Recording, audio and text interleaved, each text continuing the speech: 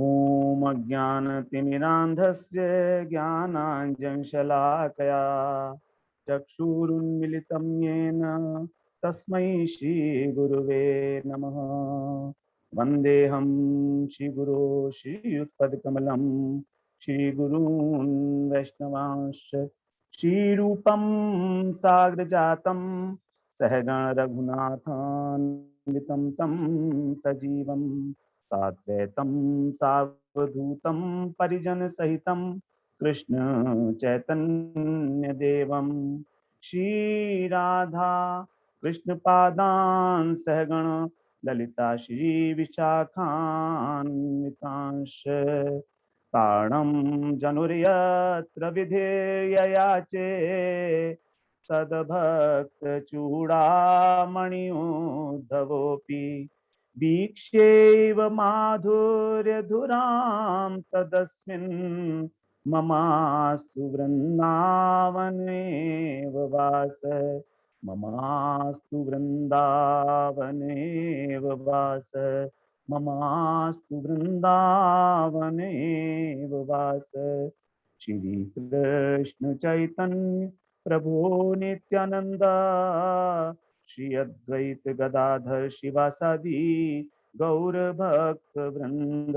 हरे कृष्णा कृष्णा कृष्णा हरे हरे, हरे राम राम राम हरे हरे। हरे कृष्णा। सर्वप्रथम मैं अपने गुरु पाद पद ओम विष्णुपाद अष्टोत्तर शत श्री श्रीमद् भक्ति वेदांत माधव गोस्वामी महाराज के चरण कमलों में अनंत कोटि दंडवत प्रणाम ज्ञापन करता हूँ। हम लोग श्री रूप गोस्वामी के द्वारा रचित श्री उपदेशामृत का श्रवण कर रहे हैं। इसमें हमारे 11 श्लोक हैं, उसमें से हम लोग 8 श्लोक तक श्रवण कराए हैं। 8वें श्लोक में रूप गोस्वामी ने सभी उपदेशों का सार बता दिया था हमको। उन्होंने बताया कि हमको किस प्रकार से भजन करना है, कहां पर रहकर तिष्ठन ब्रजे तदनुरागी जनानु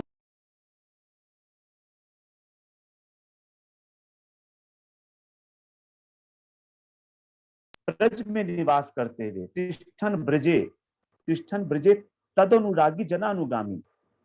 तदनुरागी जनानुगामी का मतलब है कि जो राधा कृष्ण के पार्षद, राधा जी के कृष्ण के जो पार्षद हैं, जो ब्रज के परिकर हैं, उनके जो अनुगामी हैं अर्थात हमारे गुरुवर, तो उनका अनुगमन करते हुए हम लोगों को ब्रज में वास करना है।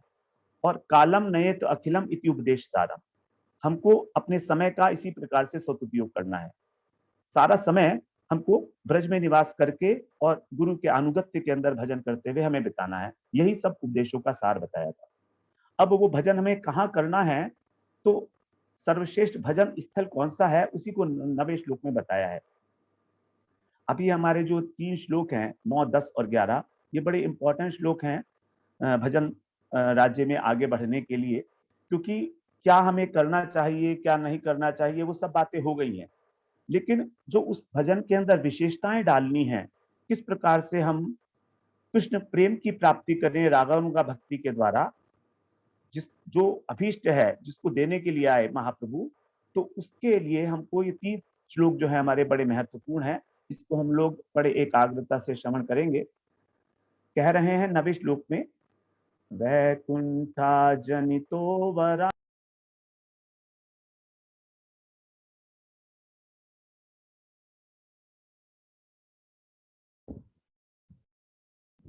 तो वरा मधुपुरी तत्रापि रासो सवात् वृंदारण्य मुदार पाणि रमणा तत्रापि गोवर्धन राधा कुंड मिहापि गोकुलपते प्रेमामृता प्लावनात् कुर्यादस्य विराजतो गिरितटे सेवां विवेकी न कह। यहाँ कह रहे हैं वैकुंठात जनितो वरा मधुपरी। जनितो मतलब जन्म लेने के कारण, कृष्ण के जन्म लेने के कारण जो मधुपुरी है अर्थात मथुरा, ये जो वैकुंठ धाम है भगवान का ऐश्वर्यमय, उससे श्रेष्ठ है। वैकुंठात जनितो वरा, वरा का मतलब श्रेष्ठ। तो मधुपुरी भगवान का जन्म लेने के कारण वैकुंठ से भी श्रेष्ठ बताई गई। और उस मथुरा मंडल में तत्रापि रासोत्सवात, उस मथुरा मंडल के अंदर भी रासोत्सव स्थल होने के कारण, क्योंकि भगवान ने जो रास किया था वो वृंदावन में किया था, तो यद्यपि ये वृंदावन मथुरा मधुपुरी के अंदर ही आता है, मथुरा मंडल पूरा 84 कोस का है, ब्रज मंडल जिसको हम कहते हैं, तो उसके अंदर जो वृंदावन धाम है वो अधिक श्रेष्ठ है, क्योंकि वहां पर भगवान ने रासलीला किया है, रासोत्सवात, रासलीला होने के कारण। और उस वृंदावन में भी धीरे धीरे आगे बढ़ रहे हैं, कैसे बता रहे हैं, उस वृंदावन में भी वृंदारण्य उदार पाणी रमणात्, जो उदार पाणी है, अर्थात जो अत्यंत उदार लीलाएं करते हैं। पाणी का मतलब होता है हाथ, तो जो भुजाएं, जिन्होंने अपनी भुजाओं से, अपने कर कमलों से गोवर्धन को उठाया था, क्रीड़ा करते करते, खेल खेल में वैसे ही उठा लिया था, कोई प्रयास नहीं किया था भगवान ने, तो वो जो है गोवर्धन, वो इससे भी श्रेष्ठ है वृंदावन धाम से। उदार पाणी रमणात्, और यहाँ पर भगवान ने रमण किया, स्वच्छंद विहार किया गोवर्धन की तलहटी में, अपने गोप सखाओं के साथ, गोपांगनाओं के साथ, राधा जी के साथ। जो विहार स्थली है वो गोवर्धन है। तत्रापि गोवर्धन, और उस गोवर्धन में भी राधा कुंडम इहापि, यह माने यहाँ पर इस गोवर्धन के पास, गोवर्धन की तलहटी में, अपि माने भी, राधा कुंड जो है वो अत्यंत श्रेष्ठ है। तो गोवर्धन में राधा कुंड जो है अत्यंत श्रेष्ठ है। जब हम गोवर्धन की परिक्रमा करते हैं, जो हमारी 21 किलोमीटर की है, 7 कोस की परिक्रमा है, तो उसमें राधा कुंड पड़ता है हम लोगों को।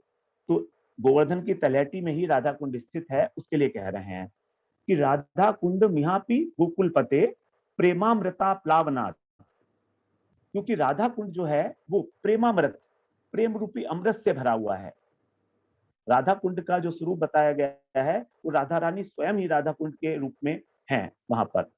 तो वहां से ही जब उसमें हम उसका सम्मान करके, उसके प्रति वंदना करके, उसको प्रणाम करके, और जब उसमें स्नान करते हैं, तब हमको प्रेमामृत की प्राप्ति होती है।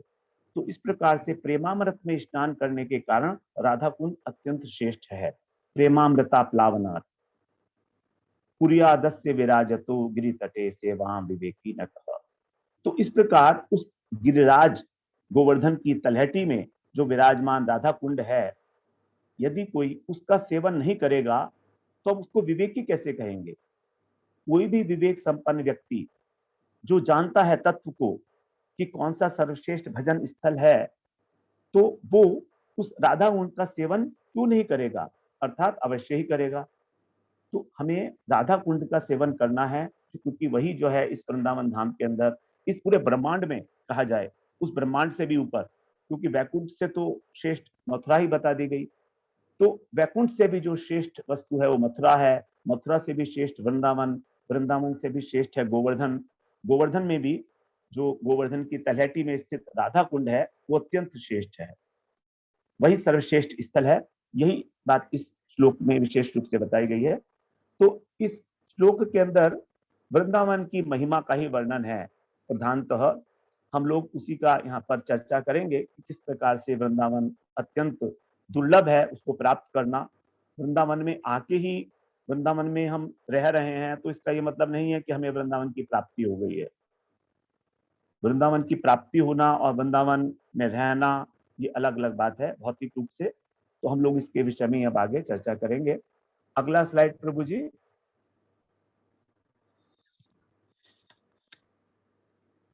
मथुरा की श्रेष्ठता के विषय में श्री रघुपति उपाध्याय, ये भगवान के भक्त थे, उन्होंने कहा है, श्याम एव परमं रूपम, श्याम एव परम रूपम, पुरी मधुपुरी पर मधुपुरी परा, वय कैशोरकं ध्येयम आद्य एव परो रसः। श्याम एव परम रूपम, जो कृष्ण है उनका जो श्याम रूप है वही जो है सबसे श्रेष्ठ है, सर्वश्रेष्ठ उपास्य तत्व। उन्होंने कहा कि स्वयं भगवान श्री कृष्ण हैं, जो श्याम सुंदर ब्रजेंद्र नंदन श्याम सुंदर है। श्यामेव परम रूपम पुरी मधुपुरी वरा, और जो मधुपुरी है, मथुरा है, जो उनकी पुरी है, वही सर्वश्रेष्ठ है। आगे कहते हैं वह कैशोरकम ध्येयम, और ध्यान करने के लिए भगवान की जो वयस है, भगवान की जो आयु है, तो हमें किस कृष्ण का ध्यान करना है, उसके लिए कह रहे हैं कैशोरकम, जो भगवान की किशोर अवस्था है। भगवान की ब्रज में 3 प्रकार की लीलाएं हैं। बाल लीला है, कुमार लीला जिसको बोलते हैं, और पौगंड लीला है, और उसके बाद फिर किशोर लीला है। तो जो कुमार अवस्था है, वो कुमार अवस्था होती है हमारी जन्म से लेकर 5 वर्ष तक, जहां पर भगवान जो है नंद यशोदा को आनंद देते हैं, वात्सल्य भाव का आस्वादन करते हैं। जो मातृतुल्य गोपियां हैं उनको आस्वादन कराते हैं, छोटे बच्चे की भांति एक कुमार जन्म से लेकर 5 वर्ष तक, तो वो उनकी कुमार लीला है भगवान की। उसके बाद है सखाओं के साथ, जब भगवान 5 वर्ष के हो जाते हैं, तो 5 वर्ष से 10 वर्ष हमारी जो लीला है वो पौगंड लीला कही जाती है। उसमें भगवान जो है वत्स चारण करते हैं, उसके बाद गौचारण भी करते हैं उसी आयु के अंदर। इसी के अंदर भगवान ने जो है गोवर्धन को भी उठाया था। तो ये भगवान की पौगंड लीला है, जिसमें वो बाल सखाओं के साथ वन में विहार करते हैं विशेष रूप से।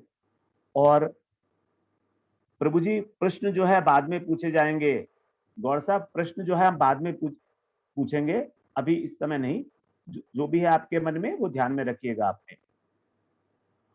और आद्य एवं पर, और जो उसके बाद 10 वर्ष से 15 वर्ष की लीलाएं हैं भगवान की ब्रज में, वो किशोर लीलाएं हैं, जिसमें भगवान ने गोपियों के साथ रास लीला की है। अनेक अनेक प्रकार की लीलाएं हैं गोपियों के साथ, तो ये भगवान की किशोर लीला है। तो यहाँ पर किशोर लीला, जो किशोर कृष्ण हैं वही हमारे उपास्य हैं। जो मधुर भाव के भक्त हैं उनके लिए 5 प्रकार के जो भाव हैं, शांत रस, उसके बाद फिर दास्य रस, उसके बाद सख्य रस, वात्सल्य और मधुर। तो दास जो शांत रस है वो तो प्रायः ब्रज में है ही नहीं। दास्य रस जो है वो भी मिश्रित दास्य है।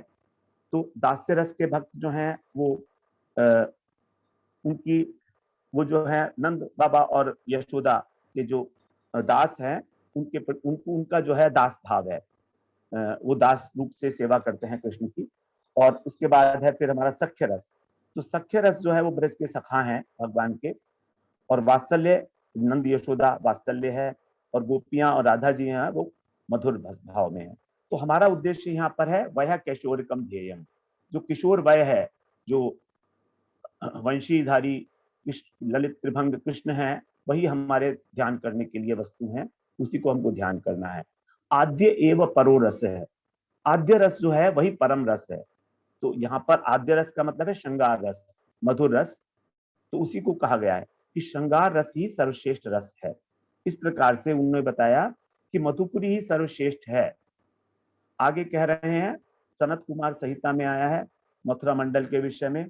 मथुरा मंडलम रम्यम सर्वतीर्थोत्तमम तमम सर्वतीर्थमोत्तमम तत्र वृंदावनम रम्यम पंचयोजन विस्तृतम प्राण त्यागम च ये मर्त्यास तत्वज्ञास तत्वज्ञास तत्वदर्शिनः कुर्वन्ति च वनम पुण्ये प्राप्नुवन्ति पदम शुभम। शिव जी कह रहे हैं सनकादिक ऋषि से कि मथुरा मंडल अत्यंत रमणीय है, सभी उत्तम तीर्थों से भी उत्तम, सर्व तीर्थोत्तमोत्तमम तत्र वृंदावनम रम्यम। उसके अंदर फिर वृंदावन जो है वो जो 5 योजन विस्तार में है।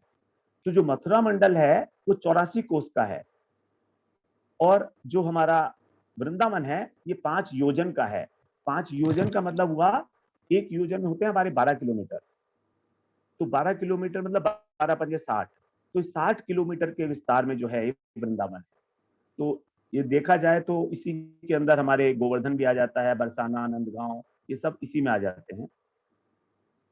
और उसके बाद फिर प्राण त्यागम चाहिए मर्त्या, जो मनुष्य यहाँ पर अपना प्राण त्यागते हैं, देह त्यागते हैं, वे भी कुर्वन्ति च वनम पुण्य प्राप्नुवन्ति पुरः पदम शुभम, उनको भी जो है परम पद की प्राप्ति होती है। ये यहाँ पर बताया गया है। तो वृंदावन में प्राण त्यागने का बड़ा महत्व है, इसीलिए लोग यहाँ पर आते हैं वृंदावन के अंदर, कि हमारा जो अंतिम श्वास हो वो वृंदावन में ही निकले, जब जिससे कि हमारे को भगवान का अंतिम समय में स्मरण हो पाए। क्योंकि वृंदावन में स्मरण करना बड़ा सहज है। यहाँ पर देखेंगे आप, सभी लोग राधा राधा ही बोलते हैं। कहीं भी जाएंगे, चाहे कोई व्यापार भी कर रहा हो, चाहे कुछ कुछ भी कार्य कर रहा हो, लेकिन यहाँ पर जिस प्रकार से कृष्ण और राधा जी के नाम का उच्चारण सबकी जीवा के द्वारा होता है, तो हम चाहे चाहे चाहे या ना चाहें, हमको राधा जी का और कृष्ण का नाम सुनाई देगा ही देगा, हम चाहें या ना चाहें। हमारे चाहने से कोई फर्क नहीं पड़ता है। जबकि वृंदावन से यदि बाहर जाएंगे तो कहीं पर भी राधा कृष्ण का नाम इस प्रकार से कहीं सुनाई नहीं देता है। तो जो हम सुनते हैं वही हमारे स्मरण पथ में आता है, वही हमारे मन में आता है। तो इस प्रकार से जो भी साधक हैं, जो भक्त हैं, उनकी इच्छा होती है कि हमारा धाम वृंदावन धाम में ही जो है आश्रय हो, हमारा वृंदावन धाम, और वहीं पर हम अपने प्राणों को त्याग करें, वहीं पर हम लोग भजन करें। क्योंकि भजन करना भी यहाँ पर बड़ा सहज है, कोई ज्यादा उसके लिए प्रयास नहीं करना है। क्योंकि हम लोग आगे देखेंगे अभी कि भजन यहाँ किस प्रकार से किया जाता है। आगे प्रभु जी नेक्स्ट। गर्ग संहिता में मथुरा मंडल की बड़ी महिमा बताई है, तो उसका हिंदी ट्रांसलेशन है यहाँ पर। मथुरा के दर्शन मात्र से ही मनुष्य कृतार्थ हो जाता है, ये कहा गया है। और श्री कृष्ण के अंग से प्रकट हुई है मथुरा नगरी। तस्मिन् नंदात्मजः कृष्ण सदा नंदांग विग्रह आत्मा रामस्य आत्मकामः प्रेमा प्रेमा कैरनुभूयते। कृष्ण के अंग से, तस्मिन जो नंद नंदन का निवास स्थान है ब्रज धाम, उसका एक एक अंग जो है सच्चिदानंद स्वरूप है। एक एक अंग कृष्ण का ही है, कृष्ण का ही जो देह है वही ब्रज धाम के रूप में प्रकट हुआ है। और कृष्ण कैसे हैं? आत्मा राम है और आप काम है। इसीलिए प्रेम रस में जो डूबे हुए रसिक जन हैं वे इसका अनुभव कर पाएंगे। तो यहाँ पर स्कंद पुराण में आत्मा राम का जो सामान्य अर्थ होता है, जो अपनी आत्मा में रमण करता है। लेकिन आत्मा में रमण करने का और प्रेम रस से तो कोई संबंध बनता नहीं है, रसिकों से तो कोई संबंध उसका बनता नहीं है। तो उसी के अंदर फिर आत्मा राम की भी परिभाषा दी गई है। गुरु जी बताते हैं परिभाषा क्या है आत्मा राम की। कहते हैं, आत्मा तु राधिका तस्य तैव रमणादसौ आत्मा राम तया प्राज्ञै प्रोच्यते गूढ़ वेदी भी। कृष्ण की जो आत्मा है, आत्मा तु राधिका तस्य, कृष्ण की जो आत्मा है वो है श्री राधा। और तैव रमणादसौ, ये जो कृष्ण हैं उन्हीं के अंदर रमण करते हैं, उनके चित्त के अंदर, राधा रानी के हृदय के अंदर कृष्ण निरंतर विराजमान है। तो उसी में वो रमण करते हैं। इसलिए तो कृष्ण की आत्मा जो है राधा जी हैं, और उनके साथ रमण करने के कारण, राधा जी के साथ रमण करने के कारण ही यहाँ पर उनको आत्मा राम कहा गया है। और ये जो बात है बड़ी रहस्यमयी है। जो रसिक जन हैं इस बात को अनुभव कर सकते हैं कि किस प्रकार से कृष्ण की आत्मा राधा जी हैं और वो उन्हीं के साथ रमण करते हैं इस वृंदावन धाम में। उसी प्रकार से आप्त काम की परिभाषा भी स्कंद पुराण में ही दी गई है। वहां पर बताते हैं, कामास्तु वांछितास्तस्य गावो गोपाश्च गोपिका नित्या सर्वे विहाराद्या आप्त कामस्ततत्वयम्।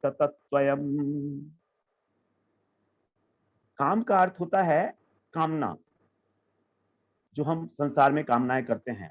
तो आप्त काम का जो साधारण अर्थ है वो है सभी कामनाओं की प्राप्ति हो जाना, पूरी हो जाना। आप्त का मतलब है प्राप्त होना।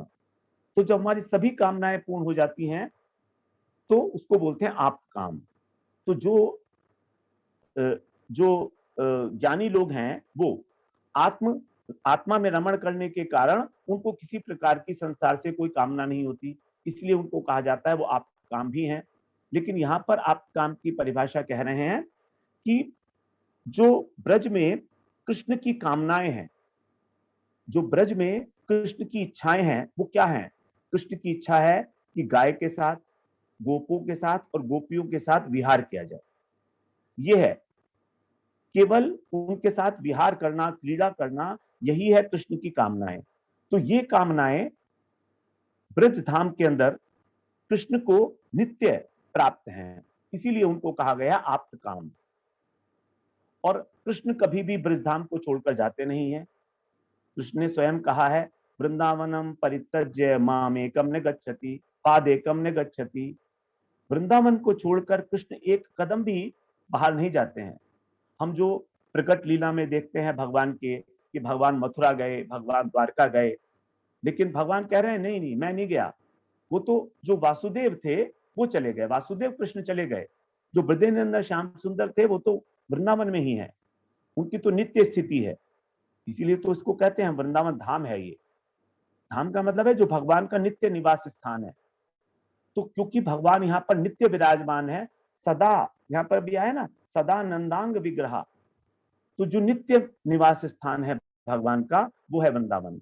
और इस वृंदावन धाम के अंदर भगवान की जो इच्छाएं हैं, भगवान की जो इच्छा है क्रीड़ा करने की इच्छा, भगवान यहाँ पर तीनों प्रकार के रस का आस्वादन करते हैं, सख्य रस का, वात्सल्य रस का और मधुर रस का।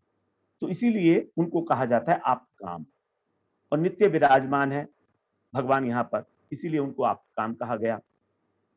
फिर आगे बताया है गर्ग संहिता में कि पूर्व काल में ब्रह्मा जी ने मथुरा में आकर निराहार रहते हुए 100 दिव्य वर्षों तक तपस्या की थी, जिससे उन्हें स्वयंभू मनु जैसे पुत्र की प्राप्ति हुई। जब ब्रह्मा जी सृष्टि कर रहे थे तो उन्होंने सबसे पहले मानसिक सृष्टि की थी। मानसिक सृष्टि में उन्होंने प्रजापति 10 प्रजापतियों की जो है रचना की, उत्पत्ति की। उसके बाद फिर जब आगे सृष्टि नहीं बढ़ी उनके द्वारा, तब ब्रह्मा जी ने स्वयंभू मनु को अपने शरीर से प्रकट किया, मनु और शत्रुपा। तो मनु और शत्रुपा की जो प्राप्ति हुई ब्रह्मा जी को, उससे पहले यहाँ पर बताया है गर्ग संहिता में कि उन्होंने 100 दिव्य वर्षों तक यहाँ पर आकर तपस्या की है। दिव्य वर्ष का मतलब होता है देवताओं का वर्ष। हमारा देवताओं का एक वर्ष हमारे 360 वर्ष के बराबर होता है। हमारा जितना दिन होते हैं वो उनके एक वर्ष में होते हैं। तो देवताओं के 360 वर्ष, देवताओं का एक वर्ष हमारे 360 वर्ष के बराबर, अर्थात यहाँ पर ये हो गया हमारा 36,000 वर्ष, मानवीय वर्ष। इतने समय तक ब्रह्मा जी ने जब तपस्या की तब उनको स्वयंभू मनु की प्राप्ति हुई। और स्वयंभू मनु के आने से ही फिर हमारी जो मैथुनी सृष्टि है वो आरंभ हुई है।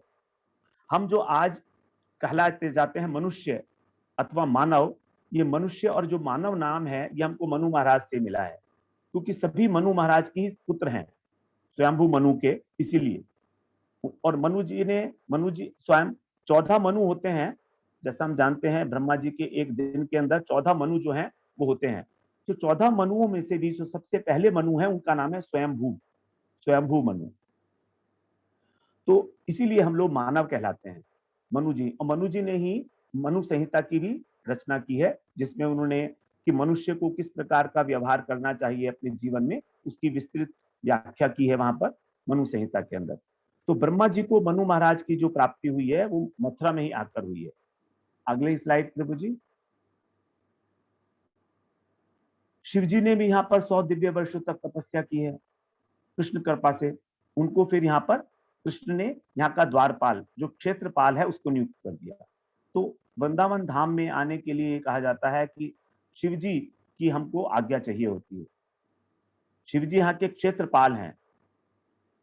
उसके बाद जो गोपीश्वर महादेव हैं, तो उनको कहा जाता है कुक्षेत्रपाल हैं। जहां पर भी जहां पर कई कई स्थानों के ऊपर जो है गोपीश्वर महादेव जैसे हैं वृंदावन में, उसी प्रकार से कामेश्वर महादेव हैं काम्यवन में।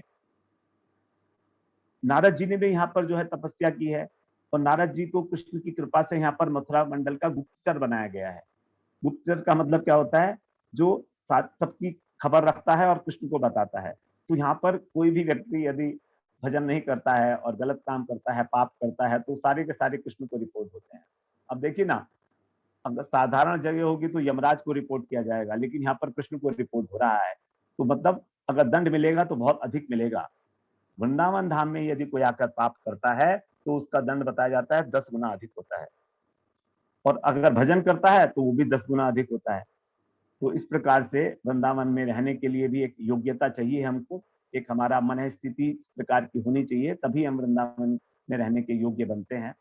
तो यहाँ के गुप्तचर हैं नारद जी। इंद्र ने भी मथुरा में तप किया, इंद्र पद प्राप्त किया उसने। सूर्य ने वैवस्वत मनु जैसा पुत्र प्राप्त किया। अभी जो हमारा मनवंतर चल रहा है प्रेजेंट समय में, ये है हमारा वैवस्वत मनवंतर। ये 7वें मनु है। जो स्वयंभू मनु पहले मनु थे, उसके बाद फिर और बहुत सारे बीच में मनु आए। अब ये 7वें मनु जो हैं, जो अभी चल रहा है हमारा, ये है वैवस्वत मनु, और ये सूर्य के पुत्र हैं। उसके बाद फिर ध्रुव महाराज ने यहाँ पर मथुरा में तप किया, ध्रुव लोक को प्राप्त किया। यहाँ पर उस ध्रुव महाराज की कथा हम जानते ही हैं कि जब उनकी माता ने उनको, जो सुरुचि माता थी, उनकी सौतेली माता, उनको कटु शब्द बोला, तो उनको अत्यंत ग्लानि हुई और रोते रोते वो अपनी माँ सुनीति के पास गए। सुनीति ने कहा कि बेटे, तुम्हारी जो माँ है सुरुचि, उसने ठीक ही कहा है, क्योंकि सुरुचि ने ध्रुव महाराज से कहा था कि यदि तुझे अपने पिता की गोदी में चढ़ना है राज सिंहासन पर, तो तुझको मेरे गर्भ से जन्म लेना पड़ेगा, और उसके लिए तुझे भगवान का भजन करना पड़ेगा। अब देखिए, सुरुचि क्या कह रही है कि तुझे भगवान का भजन करना है, इतना तो ठीक है, लेकिन भजन करके मेरे गर्भ से जन्म लेना पड़ेगा। अरे भाई, जब कोई भगवान को प्राप्त कर लेगा तो फिर कभी वो गर्भ में आता है क्या माँ के दोबारा? वो तो आता ही नहीं है, उसका तो सारा जन्म बंधन ही कट जाता है। तो उनकी जो सुनीति माता है, उन्होंने कहा, बेटे तुम्हारी जो माँ है, सौतेली माँ, उसने ठीक ही कहा है, तुम भजन करो भगवान का। तब ध्रुव महाराज 5 वर्ष की अवस्था में ही घर छोड़कर चल दिए, और रास्ते में उनको नारद जी से भेंट हुई।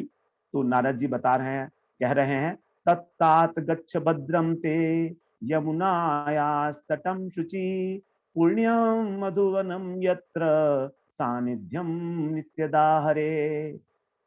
नारद जी कह रहे हैं, भागवत के अंदर 4थे स्कंद में है कि तत्तात गच्छ भद्रम, हे तात, हे प्रिय ध्रुव, तुम्हारा कल्याण हो, तुम जाओ, वन में जाओ। कहां पर? यमुनायास तटम शुचि, जो पवित्र यमुना जी का तट है मधुपुरी में, पुण्यम मधुवनम, जो पुण्य स्थान है मथुरा, वहां पर, यत्र सानिध्यम नित्यदा हरे, क्योंकि वहां पर भगवान नित्य निवास करते हैं। नित्यदा, जो नित्य सानिध्य है भगवान का, वो तुमको वहीं पर ही मिलेगा, मथुरापुरी में।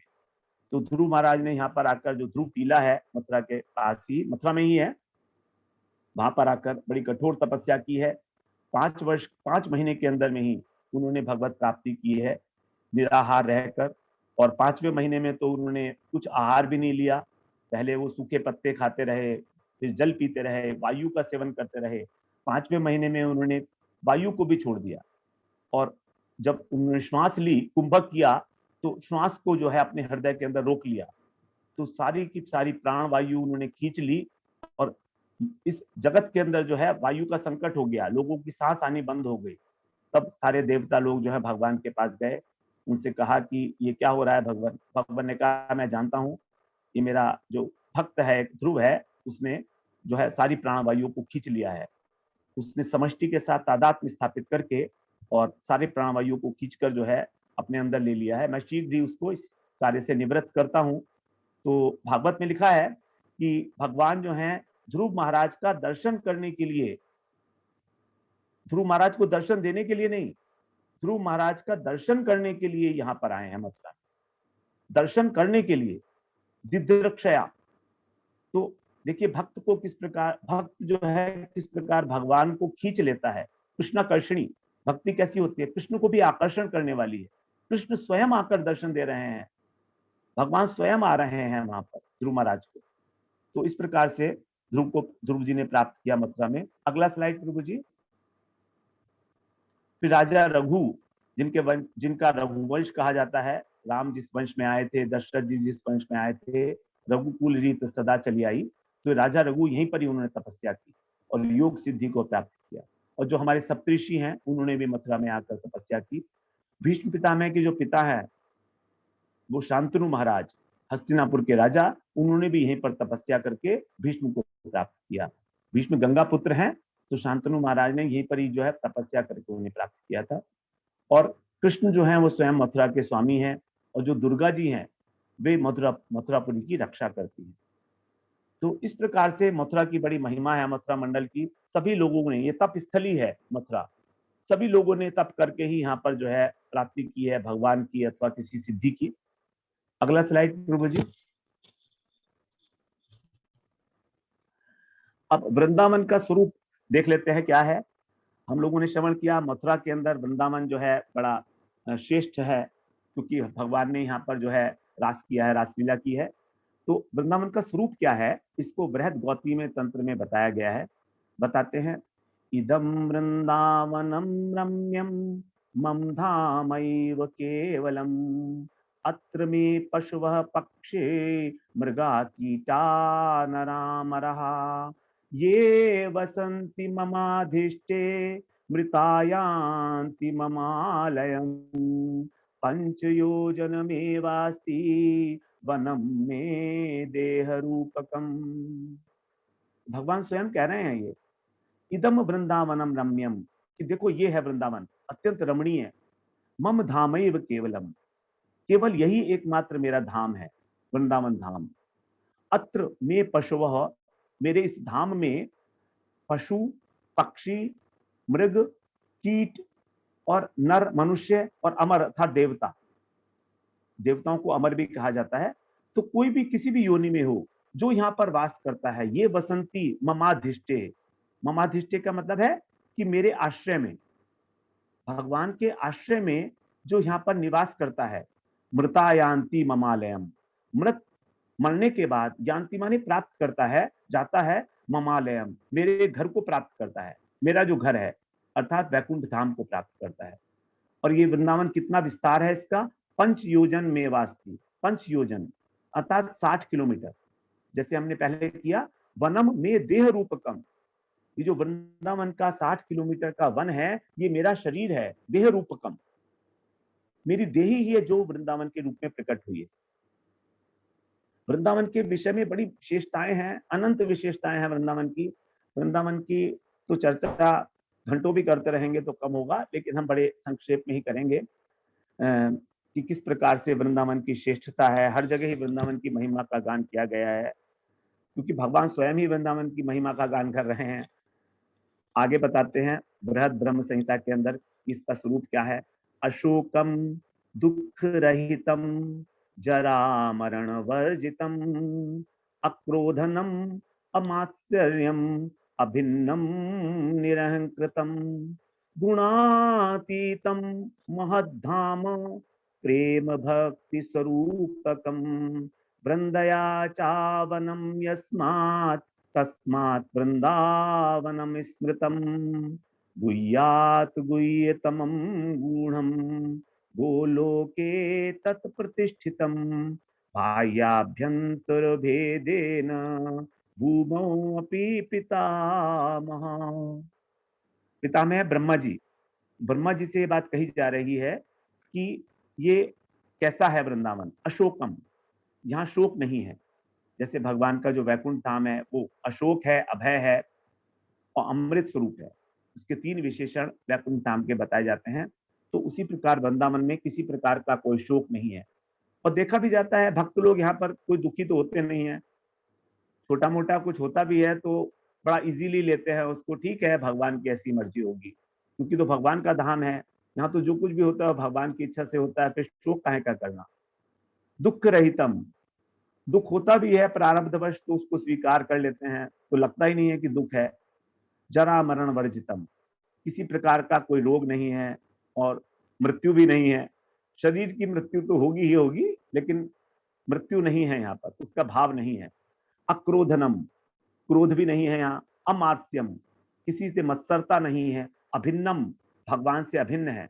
और निरहंकृतम, कोई अहंकार नहीं है। गुणातीतम, प्रकृति के तीनों गुणों से अतीत है। महद्धामो, महत का मतलब होता है श्रेष्ठ, सर्वश्रेष्ठ, सर्वश्रेष्ठ धाम है। प्रेम भक्ति स्वरूपकम, प्रेमा भक्ति को देने वाला। तो भक्ति ही वास्तव में वृंदावन के रूप में प्रकट हो गई है, क्योंकि भागवत में आया है कि भक्ति जब यहाँ वृंदावन में आई थी तो वो नृत्य करती है और वो एकदम युवा हो गई थी। अलग अलग स्थानों के अंदर जो है जब भक्ति द्रविड़ देश में उत्पन्न हुई तो वहां से जब चली तो गुजरात में उसके साथ पांड हुआ, वहां पर वो बड़ी शोषित की गई, शोषण हुआ उसका। उसके बाद फिर जो वो वृंदावन में आई महाराष्ट्र और गुजरात से होते हुए, तो वृंदावन में आके भक्ति जो है नृत्य करती है, नृत्यंती, यहाँ पर भक्ति नृत्य करती है। तो प्रेम भक्ति जो है उसी का स्वरूप है वृंदावन। वृंदया च वनम, और वृंदा देवी का जो वन है वही वृंदावन के नाम से जाना जाता है। गुह्यात गुह्यतमम गूढ़म, गुह्य से भी अत्यंत गुह्य है ये, इसका जो रहस्य है हम लोग नहीं जान सकते। गूढ़म, गोलोके तत्प्रतिष्ठितम, और गोलोक धाम की भांति ही गोलोक ही है जो यहाँ पर प्रतिष्ठित है इस भौम वृंदावन में। बाह्याभ्यंतर भेदेन भूमौ अपि पितामह, यहाँ पर किसी प्रकार का कोई भेद नहीं है कि गोलोक धाम अलग है और वृंदावन अलग है। भूमौ अपि, जो भौम वृंदावन है इसमें किसी प्रकार का कोई भेद नहीं है उस गोलोक धाम से। जो हम सोचते हैं कि हम ऊपर जाएंगे गोलोक धाम में भगवान के, तो ये वृंदावन धाम ही गोलोक धाम है, कोई भेद नहीं है इसमें, अभिन्न है उससे। तो इस प्रकार से ब्रह्मा जी से ये बात कही जा रही है। तो ये सारी जो चर्चा की जा रही है, ऐसा तो हम देखते नहीं है जो वृंदावन हम देखते हैं आज के समय में, क्योंकि वृंदावन में भी जड़ भूमि, जड़ दर्शन करते हैं हम सब जगह पर। लेकिन कारण यह है कि हमारी बुद्धि जड़ है, हमारी नेत्र जड़ है, अभी हमारे हृदय के अंदर कोई भाव नहीं है, वही प्रेम नहीं है। जिनको प्रेम की प्राप्ति हुई है उनको वास्तव में ब्रह्म, जो वृंदावन का वास्तविक स्वरूप है वो प्रकाशित होता है उनके हृदय में। वृंदावन जो है तभी हमारे हृदय में प्रकाशित हो सकता है, इसकी महिमा, जब हम भजन करेंगे भगवान का धीरे धीरे और उस भाव स्थिति को प्राप्त करेंगे। साधारण नेत्रों से हम इसे देखते हैं तो ऐसा ही दिखता है जैसे कि और शहर है, जैसे दिल्ली है या कहीं भी जगह बाहर वृंदावन से, लेकिन ऐसा है नहीं। यहाँ की जो महिमा है, इसको कहा जाता है कि जो वृंदावन धाम है, दिव्य वृंदावन, उसको तो माया ने आवृत किया हुआ है, ढका हुआ है वो। तो जब वो माया का पर्दा हटेगा भजन करते करते, तभी हमको वृंदावन धाम की जो है स्वरूप की उसकी प्राप्ति होगी। क्योंकि वृंदावन तो साक्षात भगवान का जो है भगवान का विग्रह है, भगवान का रूप है वो। नित्यम, पद्म पुराण में कह रहे हैं, नित्यम वृंदावनम नाम ब्रह्मांडोपि परिसंस्थितम पूर्णम ब्रह्म सुखैश्वर्यम नित्यमानंदम अव्ययम वैकुंठादि तदैशीष स्वयं वृंदावनम भुवि। जो अव्यय है, अव्यय का मतलब अविनाशी है, जो नित्य है। प्रलय होती है तो मथुरा मंडल का नाश नहीं होता, वृंदावन का नाश नहीं होता। वृंदावन प्रलय के अंदर जो है समाप्त नहीं होता है। जो प्रलय होती है ब्रह्मा जी की दैनंदिन प्रलय होती है, एक दिन के बाद, कल्प के बाद, और जो प्राकृतिक प्रलय होती है उसमें भी वृंदावन का, मथुरा का नाश नहीं होता है। क्योंकि जब भगवान रसातल से पृथ्वी को उठाकर ला रहे थे, भागवत में ऐसे बताते हैं कि रसातल से जब भगवान पृथ्वी को ला रहे थे, कब ला रहे थे? जब मनु महाराज ने कहा कि अब सृष्टि करनी है, ब्रह्मा जी ने कहा था, आज्ञा दी थी मनु महाराज को, स्वयंभू मनु को, शत्रुपा को, कि तुम सृष्टि करो। तो मनु महाराज ने देखा कि सृष्टि तो करूं लेकिन पृथ्वी तो है नहीं, कहां पर सृष्टि होगी? तो ब्रह्मा जी ने भी देखा, अरे सृष्टि तो रसातल में चली गई है। तभी जो है ब्रह्मा जी की जो नासिका है उससे वराह भगवान अवतरित हुए और वो जो है रसातल में जाकर पृथ्वी को ला रहे थे। तो जब पृथ्वी को ला रहे थे, अपने दाढ़ के ऊपर रखकर, दांतों के ऊपर वराह के रूप में, शुकर के रूप में, तो पृथ्वी को थोड़ा अभिमान हो गया था। पृथ्वी ने सोचा कि मेरे को कहाँ स्थापित करेंगे, पूरा जल ही जल है हर जगह। तभी पृथ्वी ने जब देखा ऊपर तो उसको एक भूमि दिखाई दी। तो उसने वराह भगवान से पूछा कि ये क्या स्थिति, क्या है जगह? तो उनका ये मथुरा मंडल है, मेरा धाम है। तो इस प्रकार से वृंदावन धाम का, मथुरा धाम का कभी भी प्रलय में भी क्षय नहीं होता है। इससे पृथ्वी का जो अभिमान था कि मैं ही जो है सबसे उच्च हूं, तो भगवान ने कहा कि मैं तेरे को इसी स्थान पर जाके स्थापित करूंगा। तो मथुरा पहले से स्थापित है, वहीं पर स्थापित किया उनको। और कैसा है, ये पूर्ण है सब प्रकार से, ब्रह्म सुख के ऐश्वर्य से युक्त है। नित्य वृंदावन सभी ब्रह्मांडों के ऊपर स्थित है और वैकुंठ लोक से भी श्रेष्ठ है, क्योंकि वैकुंठ को भी उसका अंश का अंश बताया गया है। वैकुंठ इसका अंश नहीं है, इसके अंश का भी अंश वैकुंठ है। जैसे हम बताते हैं कि जो नारायण है वो भगवान के अंश के भी अंश हैं, उसी प्रकार से जो भगवान का वृंदावन धाम है वो भी जो है वैकुंठ जो है वो जिस प्रकार से नारायण भगवान के अंश हैं, उसी प्रकार से जो नारायण का धाम है वैकुंठ, वो भी वृंदावन के अंश का अंश बताया गया है, क्योंकि जो भगवान का स्वरूप है वही वृंदावन का स्वरूप है, दोनों में कोई अंतर नहीं है, अभिन्न है दोनों। तो ये धराधाम, वही वृंदावन जो है इस धराधाम पर विराजमान है, इस पृथ्वी के ऊपर। तो पृथ्वी की जो महिमा है वो केवल इसीलिए है कि यहाँ पर वृंदावन है। पृथ्वी के महिमा का गान गोपियों ने भी किया है वृंदावन अष्टक के अंदर, कि किस प्रकार से, और भागवत पे भी किया है कि पृथ्वी के अंदर जो वृंदावन धाम होने से इसकी महिमा कितनी बढ़ गई है। अगला प्रभु जी, नेक्स्ट। वृंदावन धाम की बहुत महिमा है, हम लोग कहते चले जाएंगे। श्रेष्ठता क्या है? श्रेष्ठता तो बहुत सारी है। अब शुरू करते हैं, जितना समय होगा उतना करेंगे बातें। सबसे पहले गोपियों ने जब गोपी गीत गाया है तो वहां पर उन्होंने कहा है, जयति तेधिकं जन्मना ब्रजः शयत इंदिरा शश्वदत्र हि दैत दृश्यतां दीक्षुतावकाश त्वयि घृता सवस त्वां विचिन्वते। गोपियां कह रही हैं कृष्ण से, कृष्ण तो वहां पर अंतर्निहित हो चुके हैं, उनके वियोग में, विरह में व्याकुल होकर गोपियां पुकार रही हैं भगवान को कि तुम्हारे प्राकट्य से जो वृंदावन है उसकी शोभा बढ़ गई है। जयति ते अधिकम जन्मना ब्रज, विश्व वैकुंठ से भी इसकी जो है शोभा अधिक हो गई है। क्यों? तुम्हारे जन्म से, जन्मना ब्रज है, क्योंकि तुमने ब्रज में जन्म लिया है। और इसलिए श्रेत इंदिरा शश्व दत्त ही, जो इंदिरा हैं, जो लक्ष्मी जी हैं, वे निरंतर, शश्वत माने निरंतर, यहीं पर ही आश्रय उन्होंने ले लिया है। श्रेत माने आश्रय ले लिया है। तो अब क्योंकि वैकुंठ से लक्ष्मी जी यहाँ पर आ गई हैं, तो यही है इसकी शोभा। तो ब्रज तो पहले से सुंदर है, भगवान का धाम है, लेकिन जब से भगवान प्रकट हुए हैं प्रकट लीला के अंदर, तब से शोभा ब्रज की और भी अधिक बढ़ गई है। वैष्णव सिद्धांत के अनुसार वैकुंठ को सर्वश्रेष्ठ माना जाता है। ऐसा कहते हैं कि वैकुंठ की प्राप्ति, भगवान ने गीता में भी कहा है कि यद गत्वा न निवर्तन्ते तद धाम परमम मम, वहां पर वैकुंठ की बात की गई है। तो वैकुंठ जो है नारायण का धाम है, वहां पर नारायण परमात्मा नित्य निवास करते हैं। और ये जो गोलोक धाम है, ये इस प्रकार से वैकुंठ जो है, वैकुंठ शब्द का जो अर्थ है वो बताया जाता है विगत कुंठा, जहां पर किसी प्रकार की कुंठा नहीं है। अब जब हमारी बुद्धि शुद्ध हो जाती है उसी को कहते हैं विकुंठा। कुंठा जो है शब्द, कुंठा का मतलब कॉम्प्लेक्सेस। तो जो कॉम्प्लेक्सेस हैं, जो हमारे कपट है, ये केवल इस धराधाम पर है। वैकुंठ की प्राप्ति तभी होगी जब हम निष्कपट हो जाते हैं। तो बुद्धि का कपट क्या है? बुद्धि का कपट यह है कि हम कृष्ण के अतिरिक्त किसी वस्तु को चाहना, सकाम भाव से कृष्ण की उपासना करना, जड़ वस्तु का चिंतन करना, यही है बुद्धि की कपटता। तो केवल निष्काम बुद्धि के द्वारा, जो अत्यंत सूक्ष्म बुद्धि है, उसी के द्वारा वैकुंठ धाम की, भगवान की प्राप्ति की जाती है। तो जब हमारी बुद्धि इस प्रकार से विकुंठ हो जाती है, तब भगवान उसके अंदर प्रकट होते हैं और तभी हमारे को वैकुंठ जो है वो प्राप्त होता है उसके अंदर। तो वैकुंठ सबसे श्रेष्ठ, यद गत्वा न निवर्तन्ते तद धाम, वहां से किसी को लौटना नहीं पड़ता। लेकिन ऐसा वैकुंठ भी भगवान का ऐश्वर्य प्रधान लोक है, वहां पर ऐश्वर्य की प्रधानता है, ब्रज में प्रेम की प्रधानता है।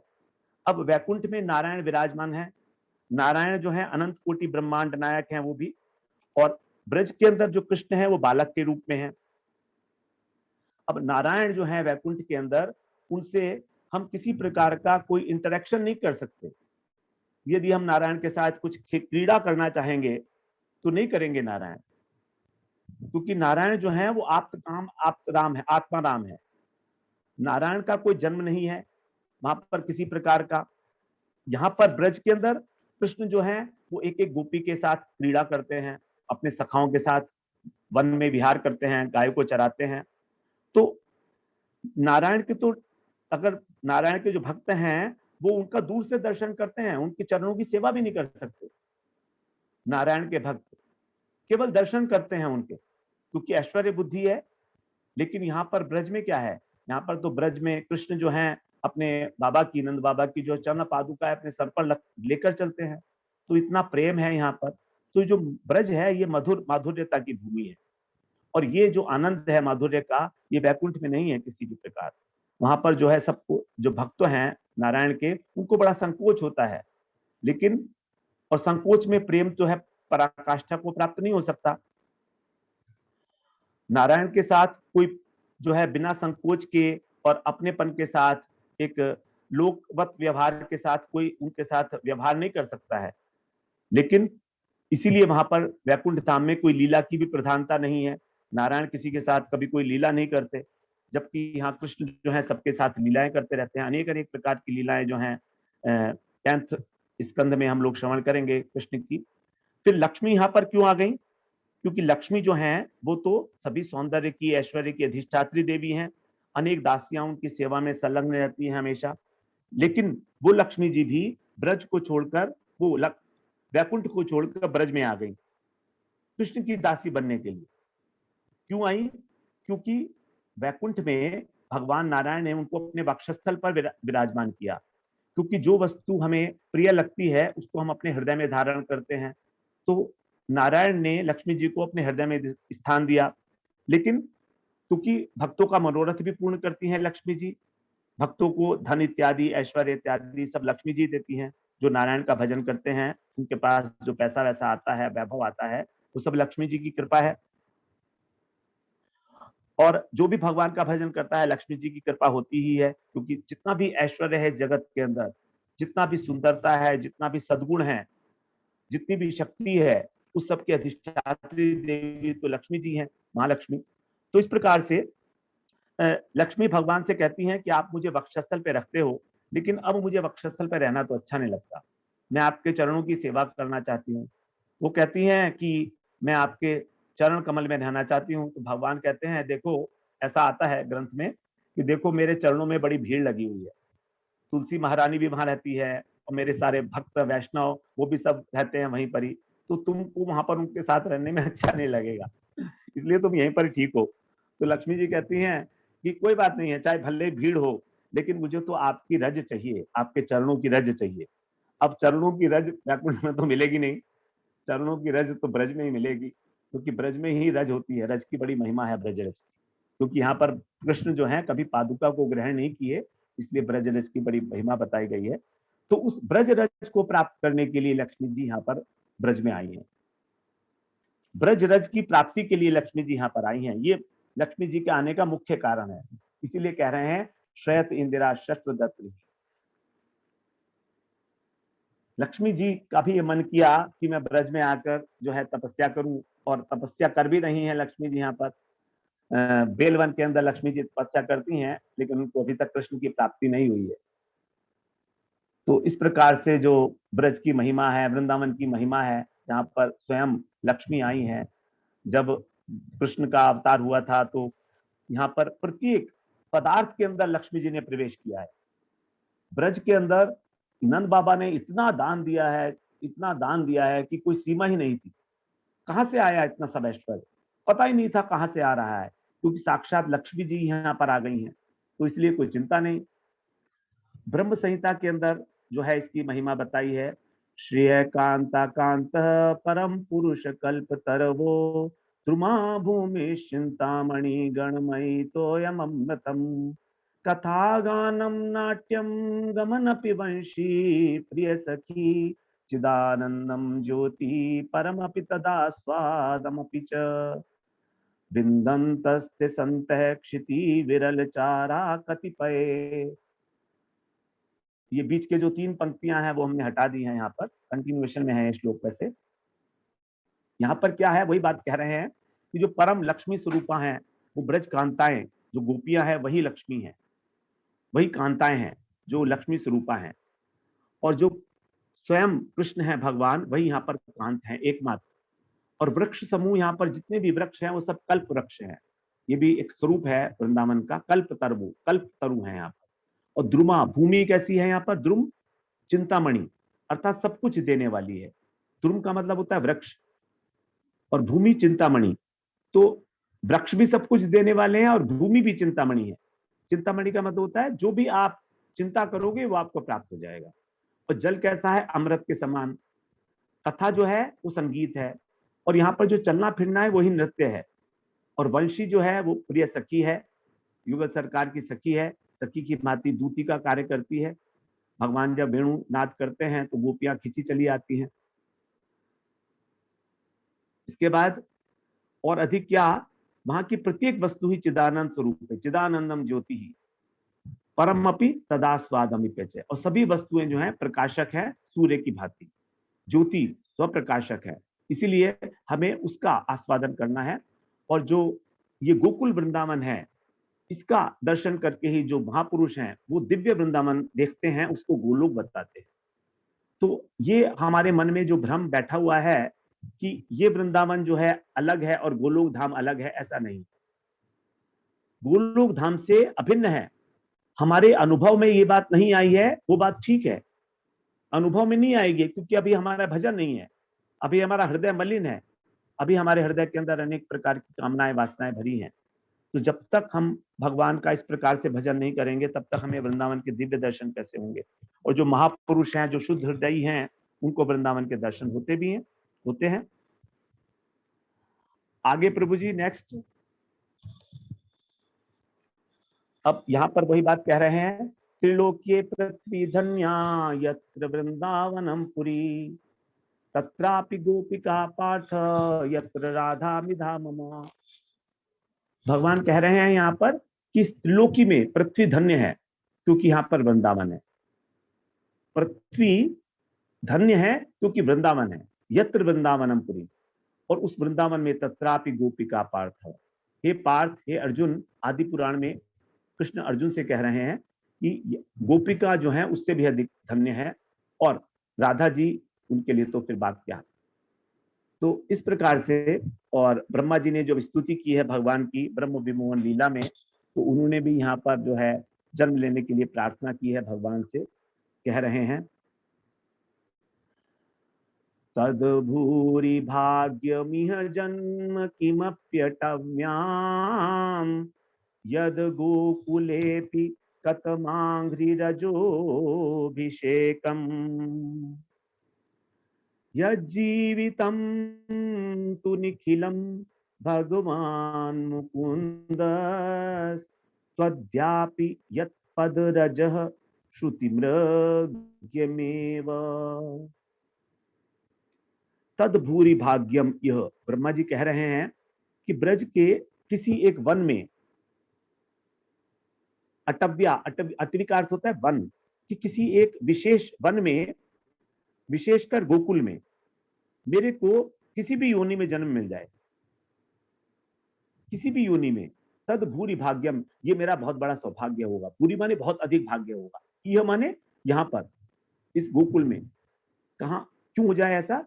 यद गोकुले अपि कतमांग्रि रजोभिषेकम, क्योंकि यहाँ पर जन्म लेने से क्या होगा कि जो यहाँ के रहने वाले हैं ब्रजवासी, उनमें, और वो सब भगवान के प्रेमी भक्त हैं, तो उनमें किसी प्रेमी भक्त की जो रज है, चरण रज है, उससे मेरा अभिषेक हो जाएगा, अर्थात मैं उस रज को प्राप्त कर लूंगा। यहाँ पर भगवान की रज के लिए नहीं कह रहे हैं, चरण रज के लिए। जो गोकुल के अंदर रहने वाले हैं उनकी चरण रज मुझको मिलेगी, जो भगवान के प्रेमी भक्त हैं। और क्यों उनकी प्रेम रज, उनकी जो है रज क्यों चाहिए आपको? क्योंकि यत जीवितम, यत माने जो, जीवितम माने जीवित रहते हैं, इसलिए निखिलम भगवान मुकुंद, केवल भगवान के लिए जो जीवित है। तो भगवान ही जिनके जीवन सर्वस्व हैं, ऐसे भगवान के प्रेमी भक्त की रज मुझको मिल जाएगी गोकुल में। आप मुझे किसी भी योनि में जन्म दे दीजिए, पशु पक्षी कुछ भी, और आपकी चरण रज जो है वो आज तक श्रुतियों को भी नहीं प्राप्त हुई है। यत पद रज, जिनकी जो चरण रज की पज है, रज है, वो चरण रज जो है वो श्रुति मृग्यमेव, जो वेदों के अंदर श्रुतियां हैं उनको भी, मृग्यमेव माने अभी भी वो ढूंढ रही हैं, उनको प्राप्त नहीं हुई है।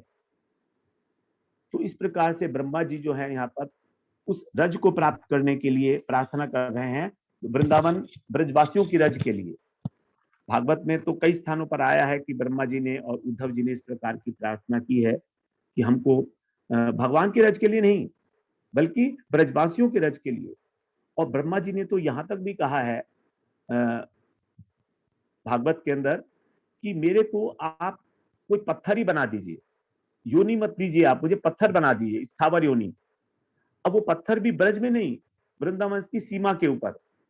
वहां पर सीमा के ऊपर क्या होगा कि वहां पर जो निकृष्ट जाति की गोपियां हैं, जो कपड़े बपड़े धोती हैं इस प्रकार की, वो अपने पैर साफ करेंगी उस पत्थर के ऊपर घिस के, तो मेरा जन्म सफल हो जाएगा। तो जो आभीर नागरी हैं, वहां पर जो ब्रज की जो निकृष्ट जाति की जो भीलनियां हैं, वे जब वहां पर अपने चरणों को साफ करेंगी, रगड़ रगड़ के सफाई करेंगी, तो मेरे को उन्हीं की चरण रज मिल जाएगी, उसी से मेरा जन्म सफल हो जाएगा। ब्रह्मा जी के कहना है ये, भागवत में ऐसा लिखा है। और राधा सुधा निधि में कहते हैं वृंदावन के विषय में, यद राधा पद किंकिरी कृत हृदाम सम्यक भवेत् गोचरम ध्येयं नैव कदापि यत् हृदि विना तस्या कृपा स्पर्शतः यत् प्रेमामृत सिंधु सार रसदम पापैक भाजामपि तत् वृंदावन दुष्प्रवेश महिमा शयं हृदि स्फूर्जतु। वृंदावन की महिमा हमारे हृदय में कैसे प्रकाशित होगी, उसके लिए बता रहे हैं कि जब हम श्री राधा जी के चरणों का दास्य अपने हृदय में धारण करेंगे। यत राधा पद किंकरी कृत हृदाम, जब हम पर दास्य जो है वो पद अपने हृदय में धारण करेंगे, सम्यक भवेत गोचरम, तब हमको भली भांति सम्यक रूप से ये वृंदावन गोचर होगा, प्रत्यक्ष होगा, इसका हम अनुभव करेंगे। क्योंकि ध्येयम नैव कदापि यत हृदय बिना तस्या कृपा स्पर्शतः, जो उनकी कृपा के बिना, राधा जी की कृपा के बिना कभी भी हमारे ध्यान का विषय नहीं हो सकता।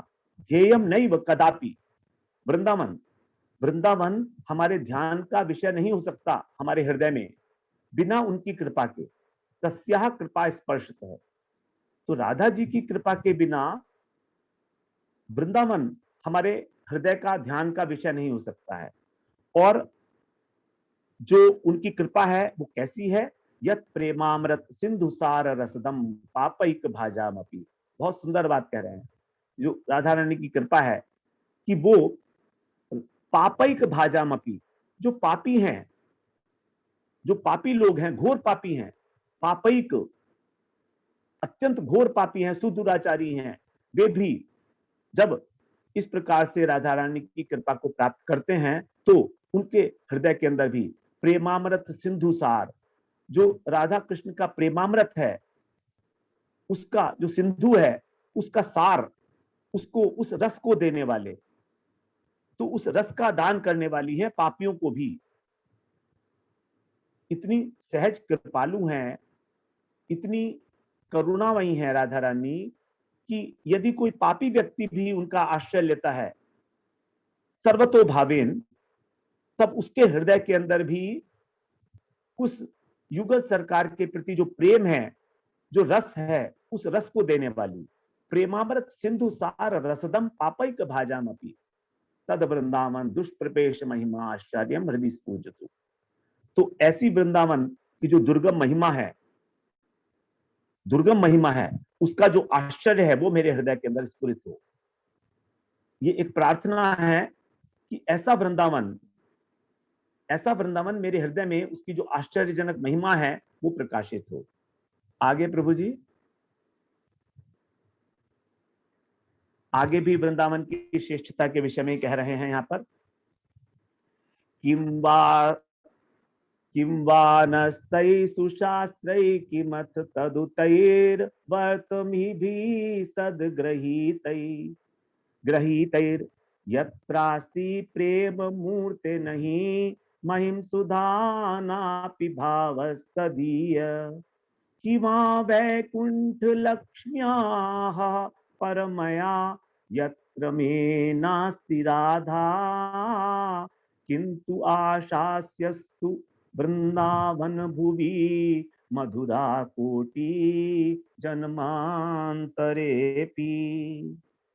बड़ी सुंदर बात कह रहे हैं, किम वा नस्त्य इष्टु शास्त्र, हमको बहुत सारे अच्छे अच्छे जो शास्त्र हैं उनसे क्या प्रयोजन है, क्या लेना देना हमको बड़े बड़े शास्त्रों से। और किम अथ तद उदितई, उन शास्त्रों से जो निकले हुए और महापुरुषों के द्वारा जो ग्रहण किए हुए हैं, स्वीकार किए हुए हैं, उन मार्गों से भी हमको क्या लेना देना। वर्तम का मतलब होता है मार्ग, जो संप्रदाय हैं उनसे भी हमें क्या लेना देना। अनेक अनेक प्रकार के संप्रदाय हैं, अनेक अनेक प्रकार के शास्त्र हैं जिनको हमारे गुरुजनों ने स्वीकार किया है, महाजनों ने, तो कहते हैं मुझे क्या लेना देना है, मेरे को कुछ नहीं चाहिए। यत्र, जिनमें प्रेम मूर्ति, जो प्रेम मूर्ति श्री राधा जी हैं, उनकी महिमा का अभाव है। प्रेम मूर्ति न ही, नहीं है, राधा जी का भाव नहीं है, महिमा नहीं है और उनका भाव नहीं है। तो जो शास्त्र राधा जी के भाव की महिमा का गुणगान नहीं करते हैं, भावस्तदीय, उन शास्त्रों से और उन संप्रदायों से, बड़े बड़े संप्रदायों से मुझे क्या लेना देना। अहा, और इसके अतिरिक्त क्या रहे हैं, किंबा वैकुंठ लक्ष्मिया, जो वैकुंठ की शोभा है लक्ष्मी जी, उनसे भी मुझे क्या लेना देना। मुझे किसी प्रकार का कोई वैभव, कोई ऐश्वर्य नहीं चाहिए, क्योंकि वहां पर यत्र में नास्ति राधा, क्योंकि वहां पर मेरी राधा जी नहीं। मैं माने मेरी, नास्ति नहीं है राधा जी, तो मेरी राधा जी जहां पर नहीं है, उस वैकुंठ से भी मुझे क्या लेना देना, उतना बड़ा ऐश्वर्य, इतना बड़ा वैभव। लेकिन किंतु, किंतु माने किंतु, कोटि कोटि जन्म में भी मेरी आशा, मधुरा आशास्य, मेरी जो मधुर आशा है ये लगी रहेगी। क्या, वृंदावन भूमि, कि वृंदावन की भूमि में मेरी जो आशा है वो कोटि कोटि, करोड़ों करोड़ों जन्मों तक भी मेरी आशा लगी रहे। बड़े भावपूर्ण बातें हैं, ये वृंदावन के जो रसिक हैं वही इस बात को समझ सकते हैं, किस प्रकार से भाव निकल के आ रहे हैं। यहाँ पर कुछ नहीं चाहिएगा, केवल केवल और केवल वृंदावन का वास, केवल वृंदावन का वास। ममास्तु वृंदावन एव वास, केवल वृंदावन का वास मुझे चाहिए। वैकुंठ नहीं चाहिए, ऐश्वर्य नहीं चाहिए, किसी भी प्रकार की कुछ भी नहीं चाहिए। उसी प्रकार फिर जो है वृंदावन महिमामृत के अंदर प्रबोधानंद सरस्वती पाद कह रहे हैं, बड़ी सुंदर बात है, इसको भी श्रवण कर ले। बड़ा लोभ है इन सबको आपके साथ शेयर करने का, इसलिए मैं आपके साथ ये शेयर कर रहा हूँ। कुछ बातें हैं जो थोड़ी सी महत्वपूर्ण हैं और रहस्यमयी हैं, यद्यपि सर्वसाधारण में इनकी कोई चर्चा करने का अधिकार मुझे नहीं है, लेकिन मन में ऐसा भाव हुआ तो आपके साथ शेयर करने का मन हुआ तो कर रहा हूँ। और कहाँ करूंगा, कैसे करूंगा, यहाँ पर कहा भी है वृंदावन की महिमा को ही गान करना है। कह रहे हैं प्रबोधानंद सरस्वती पाद, महाभाग्य प्राप्तम वपुरिदम इहा करणी महिमा, महिमा दभुतो वृंदाटव्याः कलि कलितमखिलं स्वप्न सदृशम, शुभयामाश्वासो नहीं नहीं मतौ नापि वपुषी क्षणेऽस्मिन्नैव त्वं तदभिचल वृंदावन वनम। महाभाग्य प्राप्तम वपुरिदम, ये जो हमने शरीर, वपु माने शरीर, जो हमने शरीर पाया है, मनुष्य शरीर, तो बड़े भाग्य से पाया है। तो बहुत बड़ी सुकृति हमारी हुई है कि हमने मनुष्य शरीर पाया है। महाभाग्य प्राप्तम वपुरिदम, और करणी हमारे कानों से, इन कानों से हमने महिमा अद्भुतो वृंदाटव्या, वृंदावन की जो महिमा है, अद्भुत महिमा है, उसको हमने इन कानों से सुना है। ये भी हमारा बड़ा भाग्य है। और इसके अतिरिक्त क्या सुना है हमने, कि ये जो अखिलम स्वप्न सदृशम, ये जो संसार है ये सारा स्वप्न की भांति है। ये भी हमने बड़े भाग्य से जान लिया है। थोड़ा थोड़ा हम लोग भगवत गीता श्रवण करके आए हैं, जान गए हैं कि संसार जो है नश्वर है, स्वप्न के सदृश है, आज है कल नहीं है, ये सब जान गए हैं, वृंदावन की अद्भुत महिमा को भी जान गए हैं। मनुष्य शरीर प्राप्त करके इतनी सब चीजें हम लोग जान चुके हैं, ये बड़ा सौभाग्य है हमारा। लेकिन क्या कह रहे हैं, शुभया माम आश्वासो नहीं नहीं मतऊ, ये जो बुद्धि है हमारी, ये शुद्ध रहेगी, इसका आश्वासन नहीं किया जा सकता। हमारी बुद्धि बड़ी क्षणिक है, आज तो वृंदावन की महिमा का श्रवण कर रही है, कल को कब इससे छूट जाएगा हमें नहीं मालूम। नहीं नहीं मतऊ, अभी नहीं पता है हमें कि हमारी बुद्धि हमारा साथ आगे देगी कि नहीं देगी। एक क्षण का भी भरोसा नहीं कर सकते हम इस बुद्धि के ऊपर, कब विचलित हो जाए ये। आज तो सुन रही है, अभी तो सुन रही है, इसकी बुद्धि का भरोसा नहीं किया जा सकता, कल ना रहे। और ये शरीर का भी विश्वास नहीं है, वपुषी नापि वपुषी, वपु माने शरीर, इस शरीर का भी क्या विश्वास है, कल रहे या ना रहे। क्षणे अस्मिन् नैव त्वं तद अभिचल वृंदावन वनम। इसीलिए अब तुझसे कह रहा हूं कि एक क्षण का भी जो है वो विराम मत कर, एक क्षण की भी देर मत कर। क्षणे अस्मिन्, इसी क्षण वृंदावन के लिए चल दे, प्रस्थान कर जा, वृंदावन को प्राप्त कर। क्षणे अस्मिन् नैव, क्योंकि अभी तो तू महिमा सुन रहा है, अभी तो तू जान गया है थोड़ा थोड़ा, तो अभी तो सुन सकता है, समझ सकता है, बुद्धि थोड़ा साथ दे रही है, लेकिन ना तो शरीर का पता है और ना इस शरीर के अंदर जो हमारी बुद्धि है हमें इसका पता है। एक क्षण का भी जब हमें विश्वास नहीं है तो फिर किस प्रकार से हम इस वृंदावन धाम का आश्रय ना लें इसी क्षण में। आगे प्रभु जी नेक्स्ट।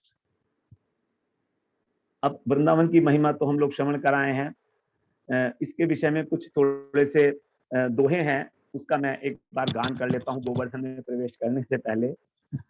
कुछ दोहे हैं तो उनको हम लोग गा लेते हैं, उसका अर्थ तो श्रवण नहीं करेंगे, इतना समय भी नहीं है, थोड़ा सा कर भी लेंगे।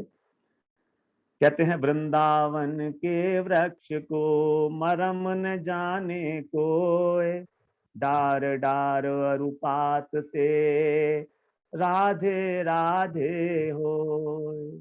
अभी तो है यहाँ पर, राधा करावचित पल्लव वल्लरी के, राधा पदांग विलसन मधुर स्थली के, राधा यशो मुखरम खगावली के, राधा विहार विपिने रमता मनु में।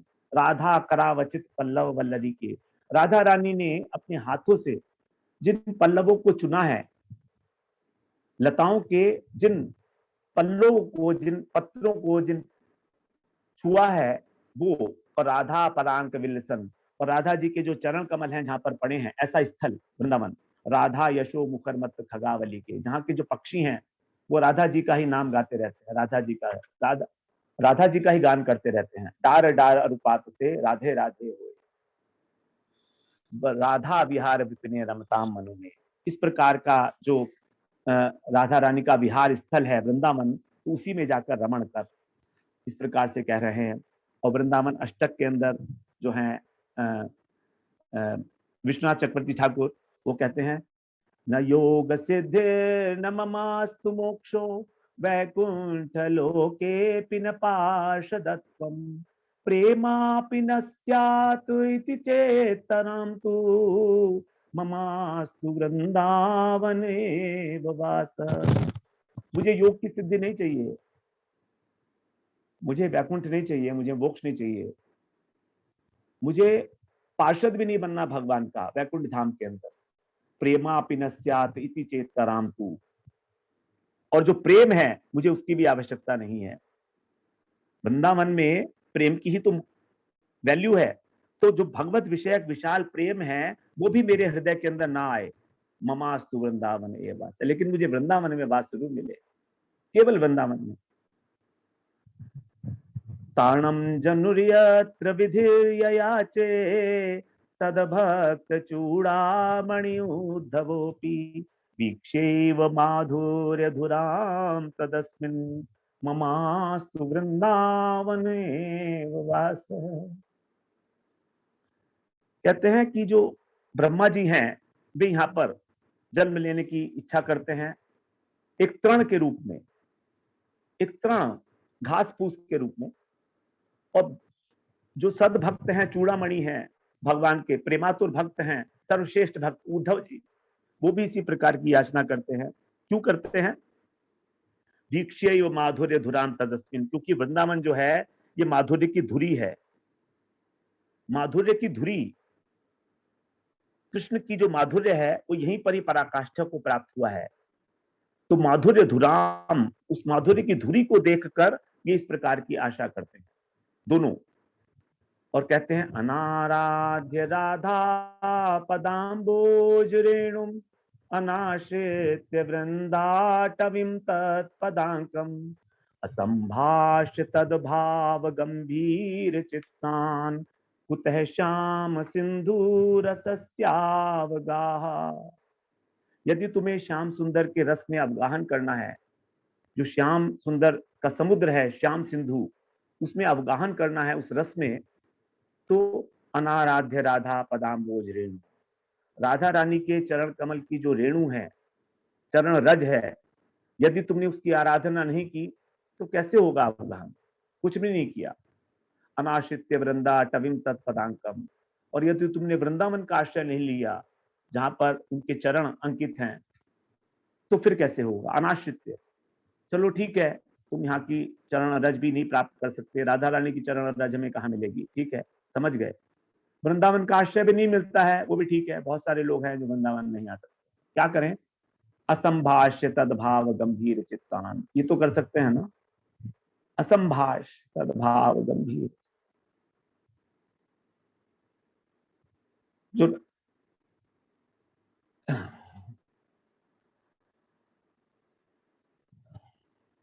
जो राधा रानी के भाव में अत्यंत गंभीर चित्त वाले रसिक भक्त हैं, तद्भाव गंभीर चित्तान, जिनका चित्त अत्यंत गंभीर भाव को धारण करता है, उस युगल सरकार की लीलाओं को धारण करता है, यदि तुमने भी उनसे भी कभी संभाषण नहीं किया तो कैसे उस श्याम सुंदर के समुद्र में, उस रस समुद्र में अवगाहन करोगे भैया?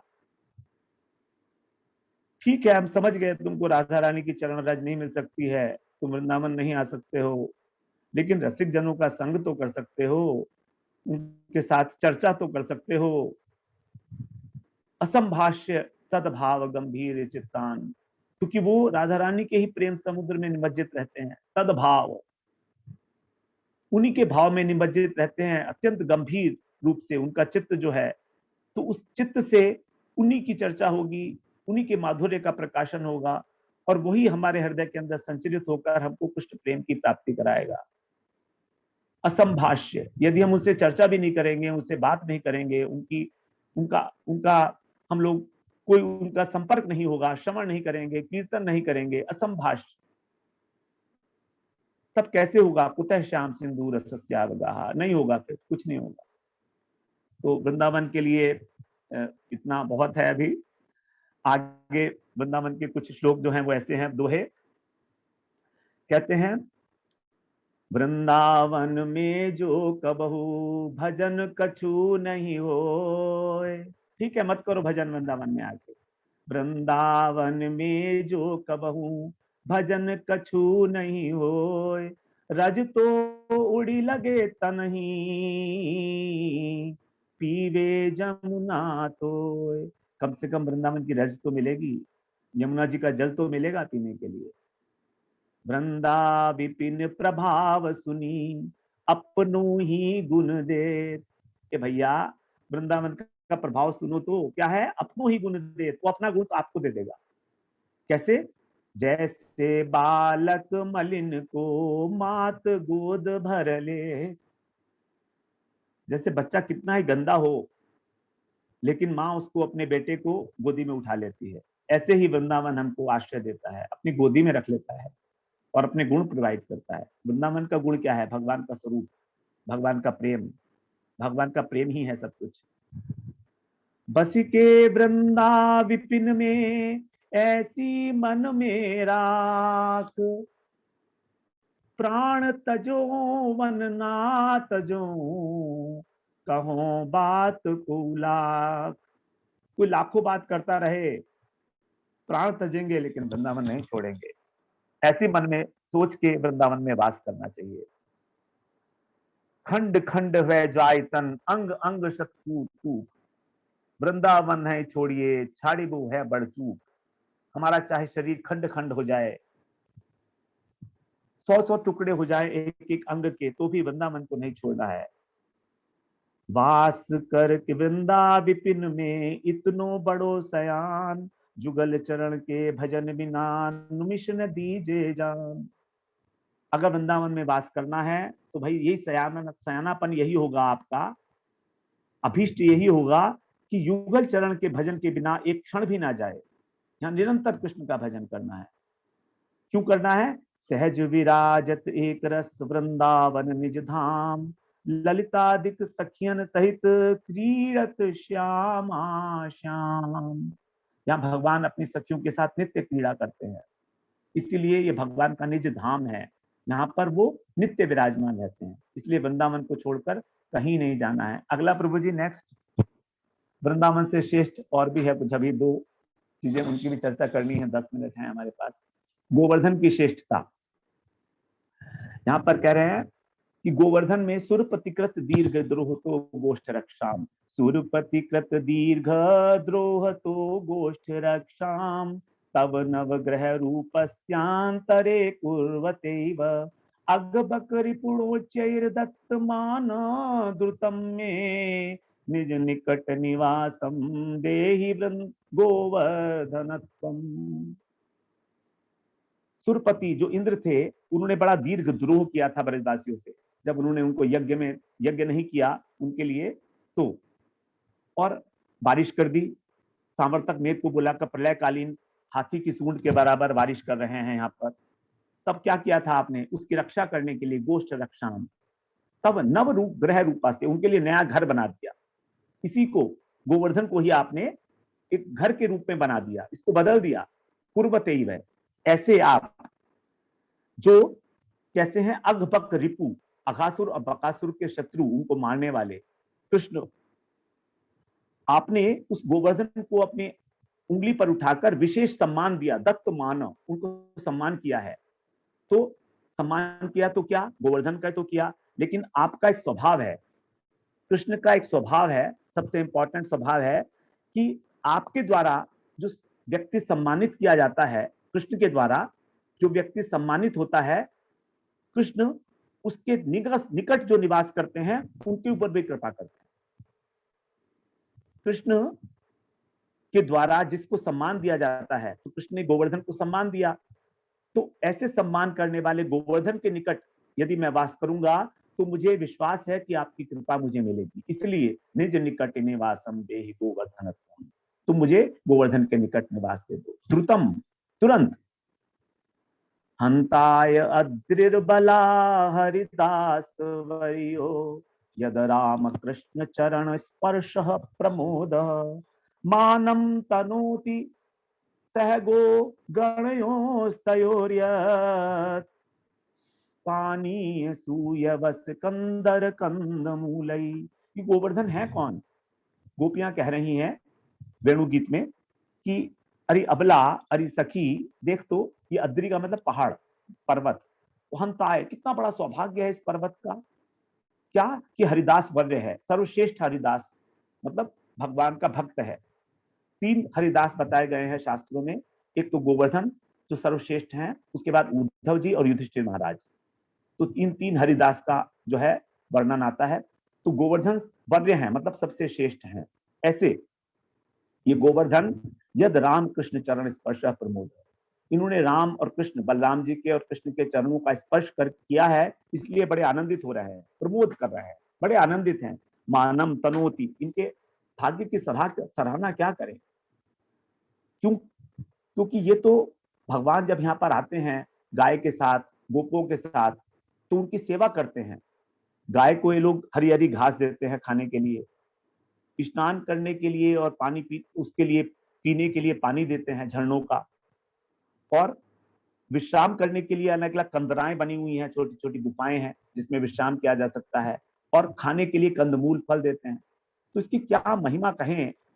अबला, हे सखी, अत्यंत श्रेष्ठ है ये गोवर्धन। तो गोपियां स्वयं जो है गोवर्धन की महिमा का गान कर रही हैं, तो इसीलिए कहा गया गोवर्धन की श्रेष्ठता। आगे प्रभु जी। अब राधा कुंड जो सबसे इंपॉर्टेंट जगह है उसके लिए बात कर लेते हैं थोड़ी सी, हमारे पास 10 मिनट हैं अभी। यथा राधा प्रिया विष्णु तस्या कुंडम प्रियम तथा सर्वद्युपेषु सैवेका विष्णुरत्यंत वल्लभा। पद्म पुराण में कहा है कि जिस प्रकार से राधा कृष्ण को प्रिय है, यहाँ पर कृष्ण को विष्णु कहा गया है क्योंकि कृष्ण भी विष्णु तत्व ही है। विष्णु का अर्थ है व्याप्नोति इति विष्णु। तो जो विष्णु है जिनको हम ब्रह्मा विष्णु महेश के रूप में जानते हैं, वो तो गुणावतार हैं। तो क्योंकि वो व्यापक तत्व है, सर्वव्यापक है, इसलिए उनको विष्णु कहा गया है। तो भगवान कृष्ण और उनके जितने भी भगवत तत्व हैं वो सभी विष्णु हैं। तो इसलिए तो यथा राधा प्रिया विष्णु, जिस प्रकार राधा रानी प्रिय हैं कृष्ण को, उसी प्रकार उनका जो कुंड है वो भी प्रिय है। राधा कुंडम प्रियम तथा तस्या कुंडम प्रियम तथा सर्व गोपीषु सैवेका विष्णु रत्न। और जितनी भी गोपियां हैं उन सब में केवल एक जो राधा रानी है वही उनकी अत्यंत वल्लभा है, अत्यंत प्रिय है। तो जब राधा रानी अत्यंत प्रिय हैं तो जो राधा कुंड है वो भी कृष्ण का अत्यंत प्रिय है। तो इसीलिए हमको राधा कुंड का ही सेवन करना चाहिए।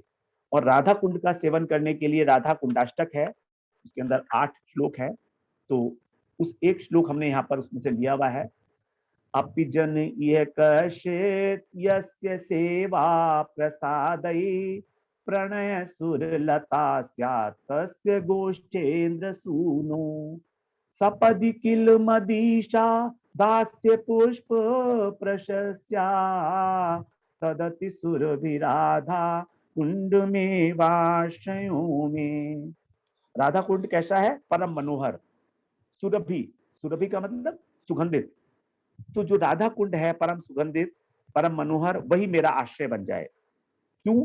क्योंकि जिसकी कृपा से इस संसार का कोई भी व्यक्ति, कश्चित माने कोई भी व्यक्ति, यस्य सेवा प्रसाद, जिसका सेवन करने से, जिसकी कृपा को प्राप्त करके इस संसार में कोई भी व्यक्ति अपिजन प्रणय सुरलता स्यात्, जो कृष्ण गोष्ठेंद्र सूनु, जो गोष्ठेंद्र, गोष्ठेंद्र का मतलब नंद बाबा, तो नंद बाबा के जो पुत्र हैं कृष्ण, उनकी प्रणय सुरलता, जो उनकी प्रणय प्रेम रूपी कल्प लता है, वो उसको प्राप्त कर लेता है, बन जाता है।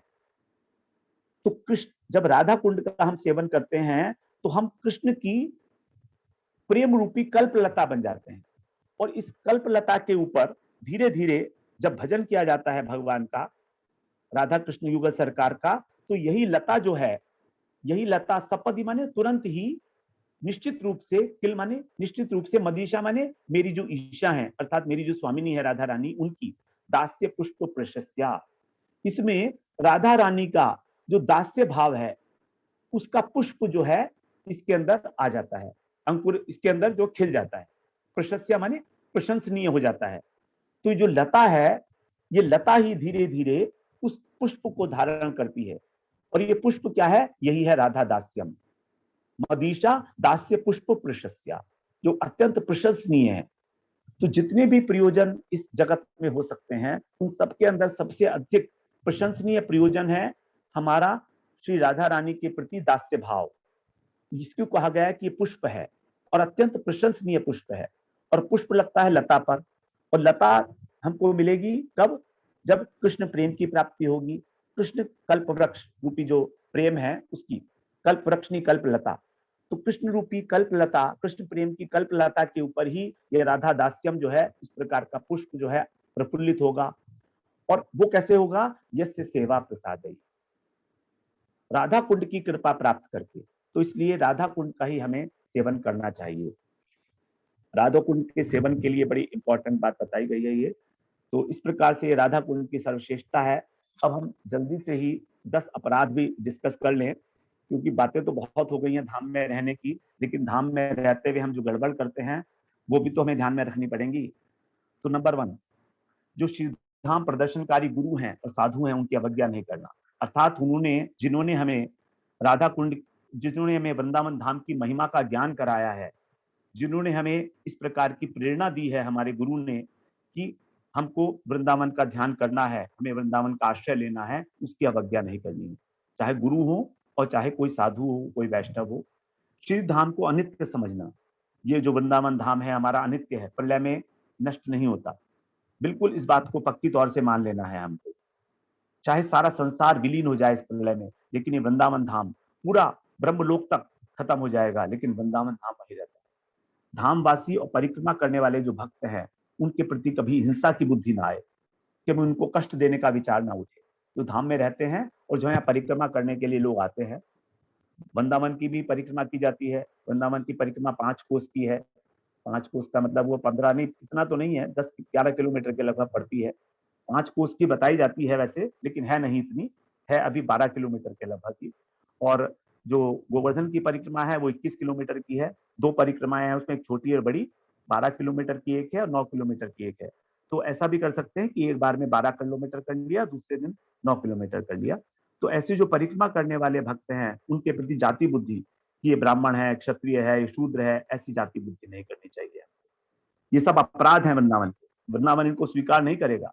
आप वृंदावन में आ जाएंगे, रहना चाहेंगे, यदि ये सब करेंगे तो वृंदावन से भागना पड़ेगा। मेरे ही बिल्डिंग के अंदर कितने ही लोग रहते हैं जो यहाँ पर मकान खरीदे, 5-5, 6-6 साल से रह रहे हैं और बेच-बेच कर चले गए। क्यों? क्योंकि वृंदावन के प्रति उनकी कोई बुद्धि ही नहीं थी। वृंदावन धाम में वास करके सांसारिक विषय कार्यों का अनुष्ठान करना, जैसे कुछ लोग यहाँ पर जो हैं बच्चों की बर्थडे मनाने आ जाते हैं, तो ये सब चीजें जो हैं व्यावहारिक है कि ये सब चीजें नहीं करनी चाहिए यहाँ पर।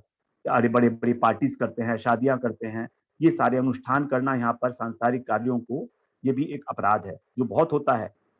सभी लोग कर रहे हैं आजकल। ये भी एक फैशन चल गया है, क्योंकि यहाँ पर बड़े बड़े वो बन गए हैं बैंकेट हॉल्स। तो वही काम हो रहा है यहाँ पर भी जो दिल्ली में हो रहा है, तो ये अपराध है। और सेवा के छल से व्यापार करना अथवा अर्थोपार्जन करना। अब ऐसा है कि कुछ लोग जो है वृंदावन, जो भक्त लोग हैं, वो चाहते हैं कि हम वृंदावन में ही आके अपना छोटा मोटा व्यापार कर लें। छोटा मोटा कोई लैपटॉप के ऊपर घर से ही ऑपरेट करते हैं जो बच्चे लोग आजकल, तो वो कर लें। तो वो ठीक है कुछ हद तक, लेकिन जब हमारा जो ध्येय है वो भक्ति है, तो भक्ति को मेन रखकर और उसको गौण रूप से स्वीकार करके ऐसा किया जा सकता है, लेकिन अपराध तो है ही। इसके विषय में तो क्या कहना फिर आगे। आगे प्रभु जी, श्री धाम को जड़ बुद्धि से जड़ प्रदेश और अन्य तीर्थ के समान समझना, जैसे दिल्ली है अथवा हरिद्वार है अथवा वाराणसी है, काशी वगैरह है, उज्जैन इत्यादि जो तीर्थ स्थल हैं, उनके बराबर समझना वृंदावन को। कि अरे हरिद्वार चले जाओ, बद्रीनाथ चले जाओ, कहीं भी चले जाओ, वृंदावन चले जाओ, है तो सब एक ही। ऐसा नहीं है। ये वृंदावन धाम है और वो तीर्थ है। धाम वो होता है जहां पर भगवान निवास करते हैं। जैसे अयोध्या धाम है, चित्रकूट धाम है, वहां भगवान रहे हैं। लेकिन जहां भगवान जाते हैं और वापस आ जाते हैं, उसको तीर्थ कहा जाता है। भगवान अथवा भगवान के भक्त, तो भगवान और भगवान के भक्तों से किसी स्थान पर जाने से तीर्थ बनता है। लेकिन भगवान जहां स्वयं निवास करते हैं वो धाम होता है। तो ये जड़ नहीं है, ये दिव्य है। अयोध्या धाम, नवदीप धाम, पुरी धाम, ये सब चिन्मय धाम है। और इसको तीर्थ स्थल के बराबर समझना और नापने की कोशिश करना। यहाँ पर जमीन ले रहे हैं कि मेरे पास 150 गज है, मैं इसको 150-200 गज लेके जब इतना पैसा हो जाएगा तो इसको बेच दूंगा, उस जमीन से पैसा कमाना। तो वृंदावन की जो भूमि है वो चिन्मय है, उसको हम माप नहीं सकते। वो ठीक बात है, चलो कि यहाँ पर रहने के लिए हमें रजिस्ट्री करानी है तो पूछना पड़ेगा भैया कितने स्क्वायर फीट एरिया है, इतनी बात है, बस ठीक है इतना कुछ। लेकिन बहुत अधिक उसके बारे में डिस्कशंस करना और उसके उसके थ्रू बिजनेस बनाना, पैसे बनाना, ये सब अपराध है। श्री धाम में रहकर पाप करना है तो 10 गुना बढ़ जाता है। नवदीप धाम और वृंदावन में भेद देखना। नवदीप धाम ही और वृंदावन अभिन्न धाम है दोनों।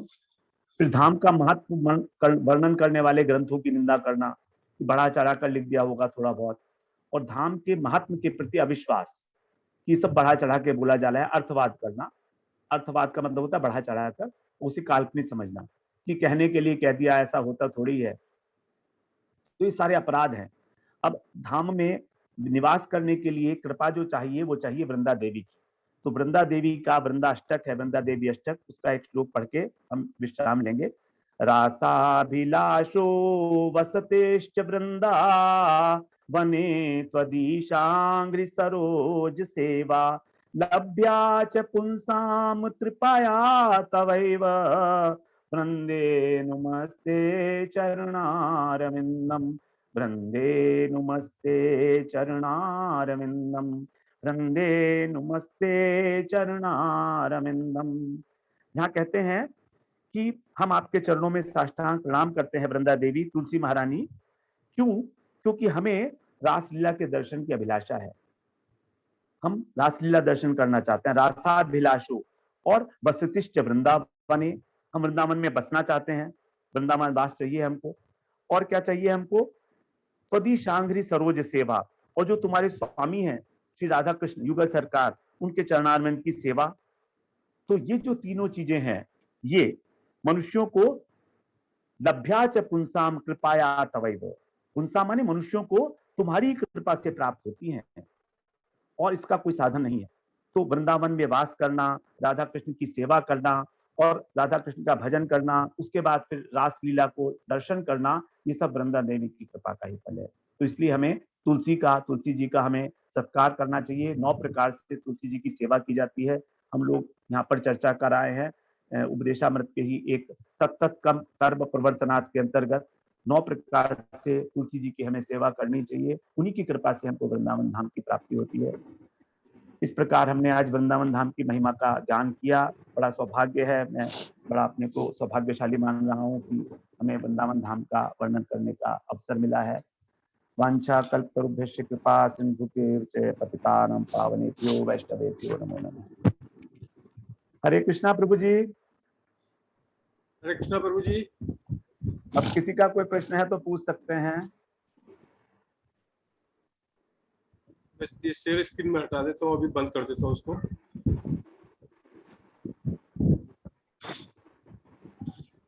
यदि किसी का कोई प्रश्न है तो वो अपना प्रश्न पूछ सकते हैं, और रेज हैंड कर ले पहले। तो रेज हैंड करने के बाद में जो है हम उसको ये मनोहर कृष्ण दास जी ने किया है, वो अपना को अनम्यूट करें और प्रश्न करें।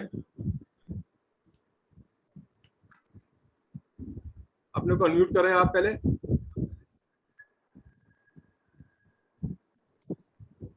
प्रभु जी दंडवत प्रणाम। हरे कृष्ण प्रभु जी। हाँ, हरे हरे कृष्णा प्रभु जी।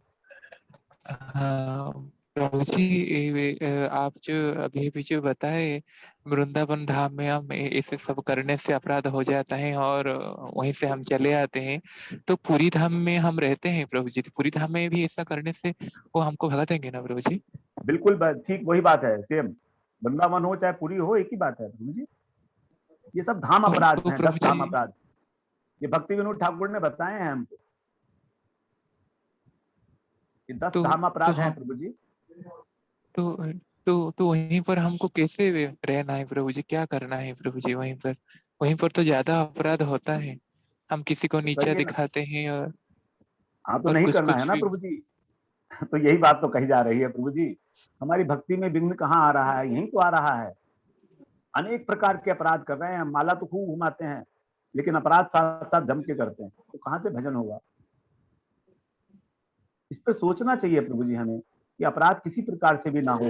बार बार जब हम इस पर चिंतन करेंगे तो अपराध होने बंद हो जाएंगे। जब चिंतन करेंगे तब। प्रभु जी, हम जब बाहर में रहते हैं उसी वक्त जप होता है, पढ़ाई होता है। जब धाम में जाके रह जाते हैं प्रभु जी, उसी वक्त जब भी 16 माला भी खत्म नहीं होता है, टाइम नहीं मिलता है प्रभु जी, और पढ़ाई भी तो दूरी की बात है। बस मठ में जाते हैं, प्रसाद ग्रहण करके बस ऐसे चले आते हैं, ये अपराध हो जाता है ना प्रभु जी सब? प्रभु जी ये तो मैं नहीं कह सकता, इसमें तो कोई अपराध नहीं है। अगर माला कम हो रही है तो अपराध नहीं है। अपराध तो ये है जो हमने बताए अभी 10 अपराध। इसमें तो ये कहीं नहीं लिखा कि माला अगर कम हो रही है तो अपराध है। माला तो कम हो तो कोई बात नहीं है, धाम में है आप तो परिक्रमा कर रहे हैं और साधु संग कर रहे हैं, तो उसका भी एक अपना जी विशेष महत्व है। जी। ये धीरज असनानी जी जो है वो अपना प्रश्न करें, अपने को अनम्यूट करके। हरे कृष्णा प्रभु जी, दंडवत प्रणाम। दंडवत प्रणाम प्रभु जी। कैसे हैं प्रभु जी? मैं प्रभु जी बिल्कुल ठीक हूँ। प्रभु जी, जैसे आपने अभी बताया कि नारायण जो हैं वो कृष्ण के अंश हैं। जैसे मेरे को तो गौरिया मठ और कई जगह मैंने सुना होगा, बट जैसे कोई ग्रंथ का प्रमाण है तो मैं घर पे भी एक्चुअली काफी प्रमोट करता हूँ, काफी कोशिश करता हूँ, बट घर पे कोई नॉर्मली मेरी बातों का, क्योंकि वो सभी की पूजा करते आए हैं शुरू से, देवी मैया की भी करते आए हैं, शंकर भगवान की। तो तो जैसे नारायण और कहते कृष्ण एक ही है घर पे, तो कोई उसका ग्रंथ का कहीं पे उल्लेख है जहाँ पे मैं उनको समझा सकूं कि कृष्ण जो गौड़ीय नारायण गौड़ीय ग्रंथ में देखिए प्रभु जी, गौड़ीय ग्रंथ में किसी में भी देखिए आप, सब में लिखा होगा। अच्छा, नहीं भागवतम का कोई स्कंद हो जिसमें सिद्धांत रूप से जो है एक ही है, सिद्धांततः दोनों एक ही है। नारायण नारायण जो है ऐश्वर्य मूर्ति है, नारायण ऐश्वर्य मूर्ति है कृष्ण की, है ना, विलास विग्रह हैं उनके। और जैसे नारायण में बताए जाते हैं कि 60 गुण है और कृष्ण में 64 गुण है। तो ये तो नहीं पता मेरे को किस ग्रंथ में लिखा है, लेकिन बहुत सारे ग्रंथों में इस बात की चर्चा की गई है कि नारायण में 60 गुण बताए गए हैं और कृष्ण में 4 गुण अधिक हैं। उनकी रूप माधुरी, उनकी वेणु माधुरी, उनकी प्रेम माधुरी, उनकी लीला माधुरी, तो 4 गुण जो है नारायण से अधिक हैं, जो नारायण में नहीं है। प्रभु जी, ये जैव धर्म के अंदर जो है वहाँ पे सबके गुण लिखे हुए हैं, 64 गुण, कि कितने कितने किस्म में होते हैं, वो जैव धर्म के अंदर लिखे हैं। और उसमें जो है शायद स्कंद पुराण का उसमें कुछ उल्लेख किया हुआ है जैव धर्म के। ठीक है, जैव धर्म, हाँ जैव धर्म देख लीजिए, जैव धर्म में सब कुछ मिल जाएगा। जैव धर्म के अंदर फुटनोट में जो है वो 64 गुण करे हुए हैं और फिर बताया हुआ है कि मनुष्य में कितने हो सकते हैं, देवता में कितने होते हैं, और नारायण में कितने होते हैं, और कृष्ण में कौन 4 एक्स्ट्रा होते हैं, वो सब उसमें लिखा हुआ है। हाँ जी बिल्कुल बिल्कुल बिल्कुल, उसमें आप देख लीजिएगा प्रभु जी। ठीक है, धन्यवाद। हरे कृष्ण। और किसी का प्रश्न हो तो ठीक है, नहीं तो गौर साहब हैं क्या? गौर साहब चले गए? गौर साहब हाथ खड़े किए थे? नहीं, वो गलती से हो गया होगा, हो सकता है। हाँ, गौर साहब है तो सही। अच्छा, मगर हो सकता है हाथ गलती से खड़ा हो गया हो, ये भी हो सकता है। अच्छा, ओके। तो प्रभु जी, अभी तो और किसी का प्रश्न वगैरह नहीं है अभी। हाँ तो आप चाहे तो बंद कर सकते हैं। ठीक है। अभी हम लोग बस, हमारी 2 क्लासेस और होंगी अभी, हमारे सिर्फ 2 ही श्लोक रह गए हैं, 10वां और 11वां, तो 2 ही क्लासेस और होंगी अभी हमारे साथ। हम सब आप सबकी तरफ से जो है अजय प्रभु जी का धन्यवाद करते हैं कि उन्होंने आज जो है हमें इतना अच्छी तरह से समझाया धाम के बारे में, कि कहाँ रह के भजन करना चाहिए और कौन कौन सा धाम की क्या महिमा है और क्या धाम अपराध है जो हमें उनसे बचना चाहिए। तो अजय प्रभु जी का बहुत बहुत धन्यवाद। आप सबका धन्यवाद। हरे कृष्णा। कि जो आप लोग जुड़े और आपने जो है, तो हरे कृष्ण, दंडवत प्रणाम सबको। हरे कृष्ण। हरे कृष्ण, दंडवत प्रणाम। हरे कृष्णा प्रभु जी, दंडवत प्रणाम। हरे कृष्ण।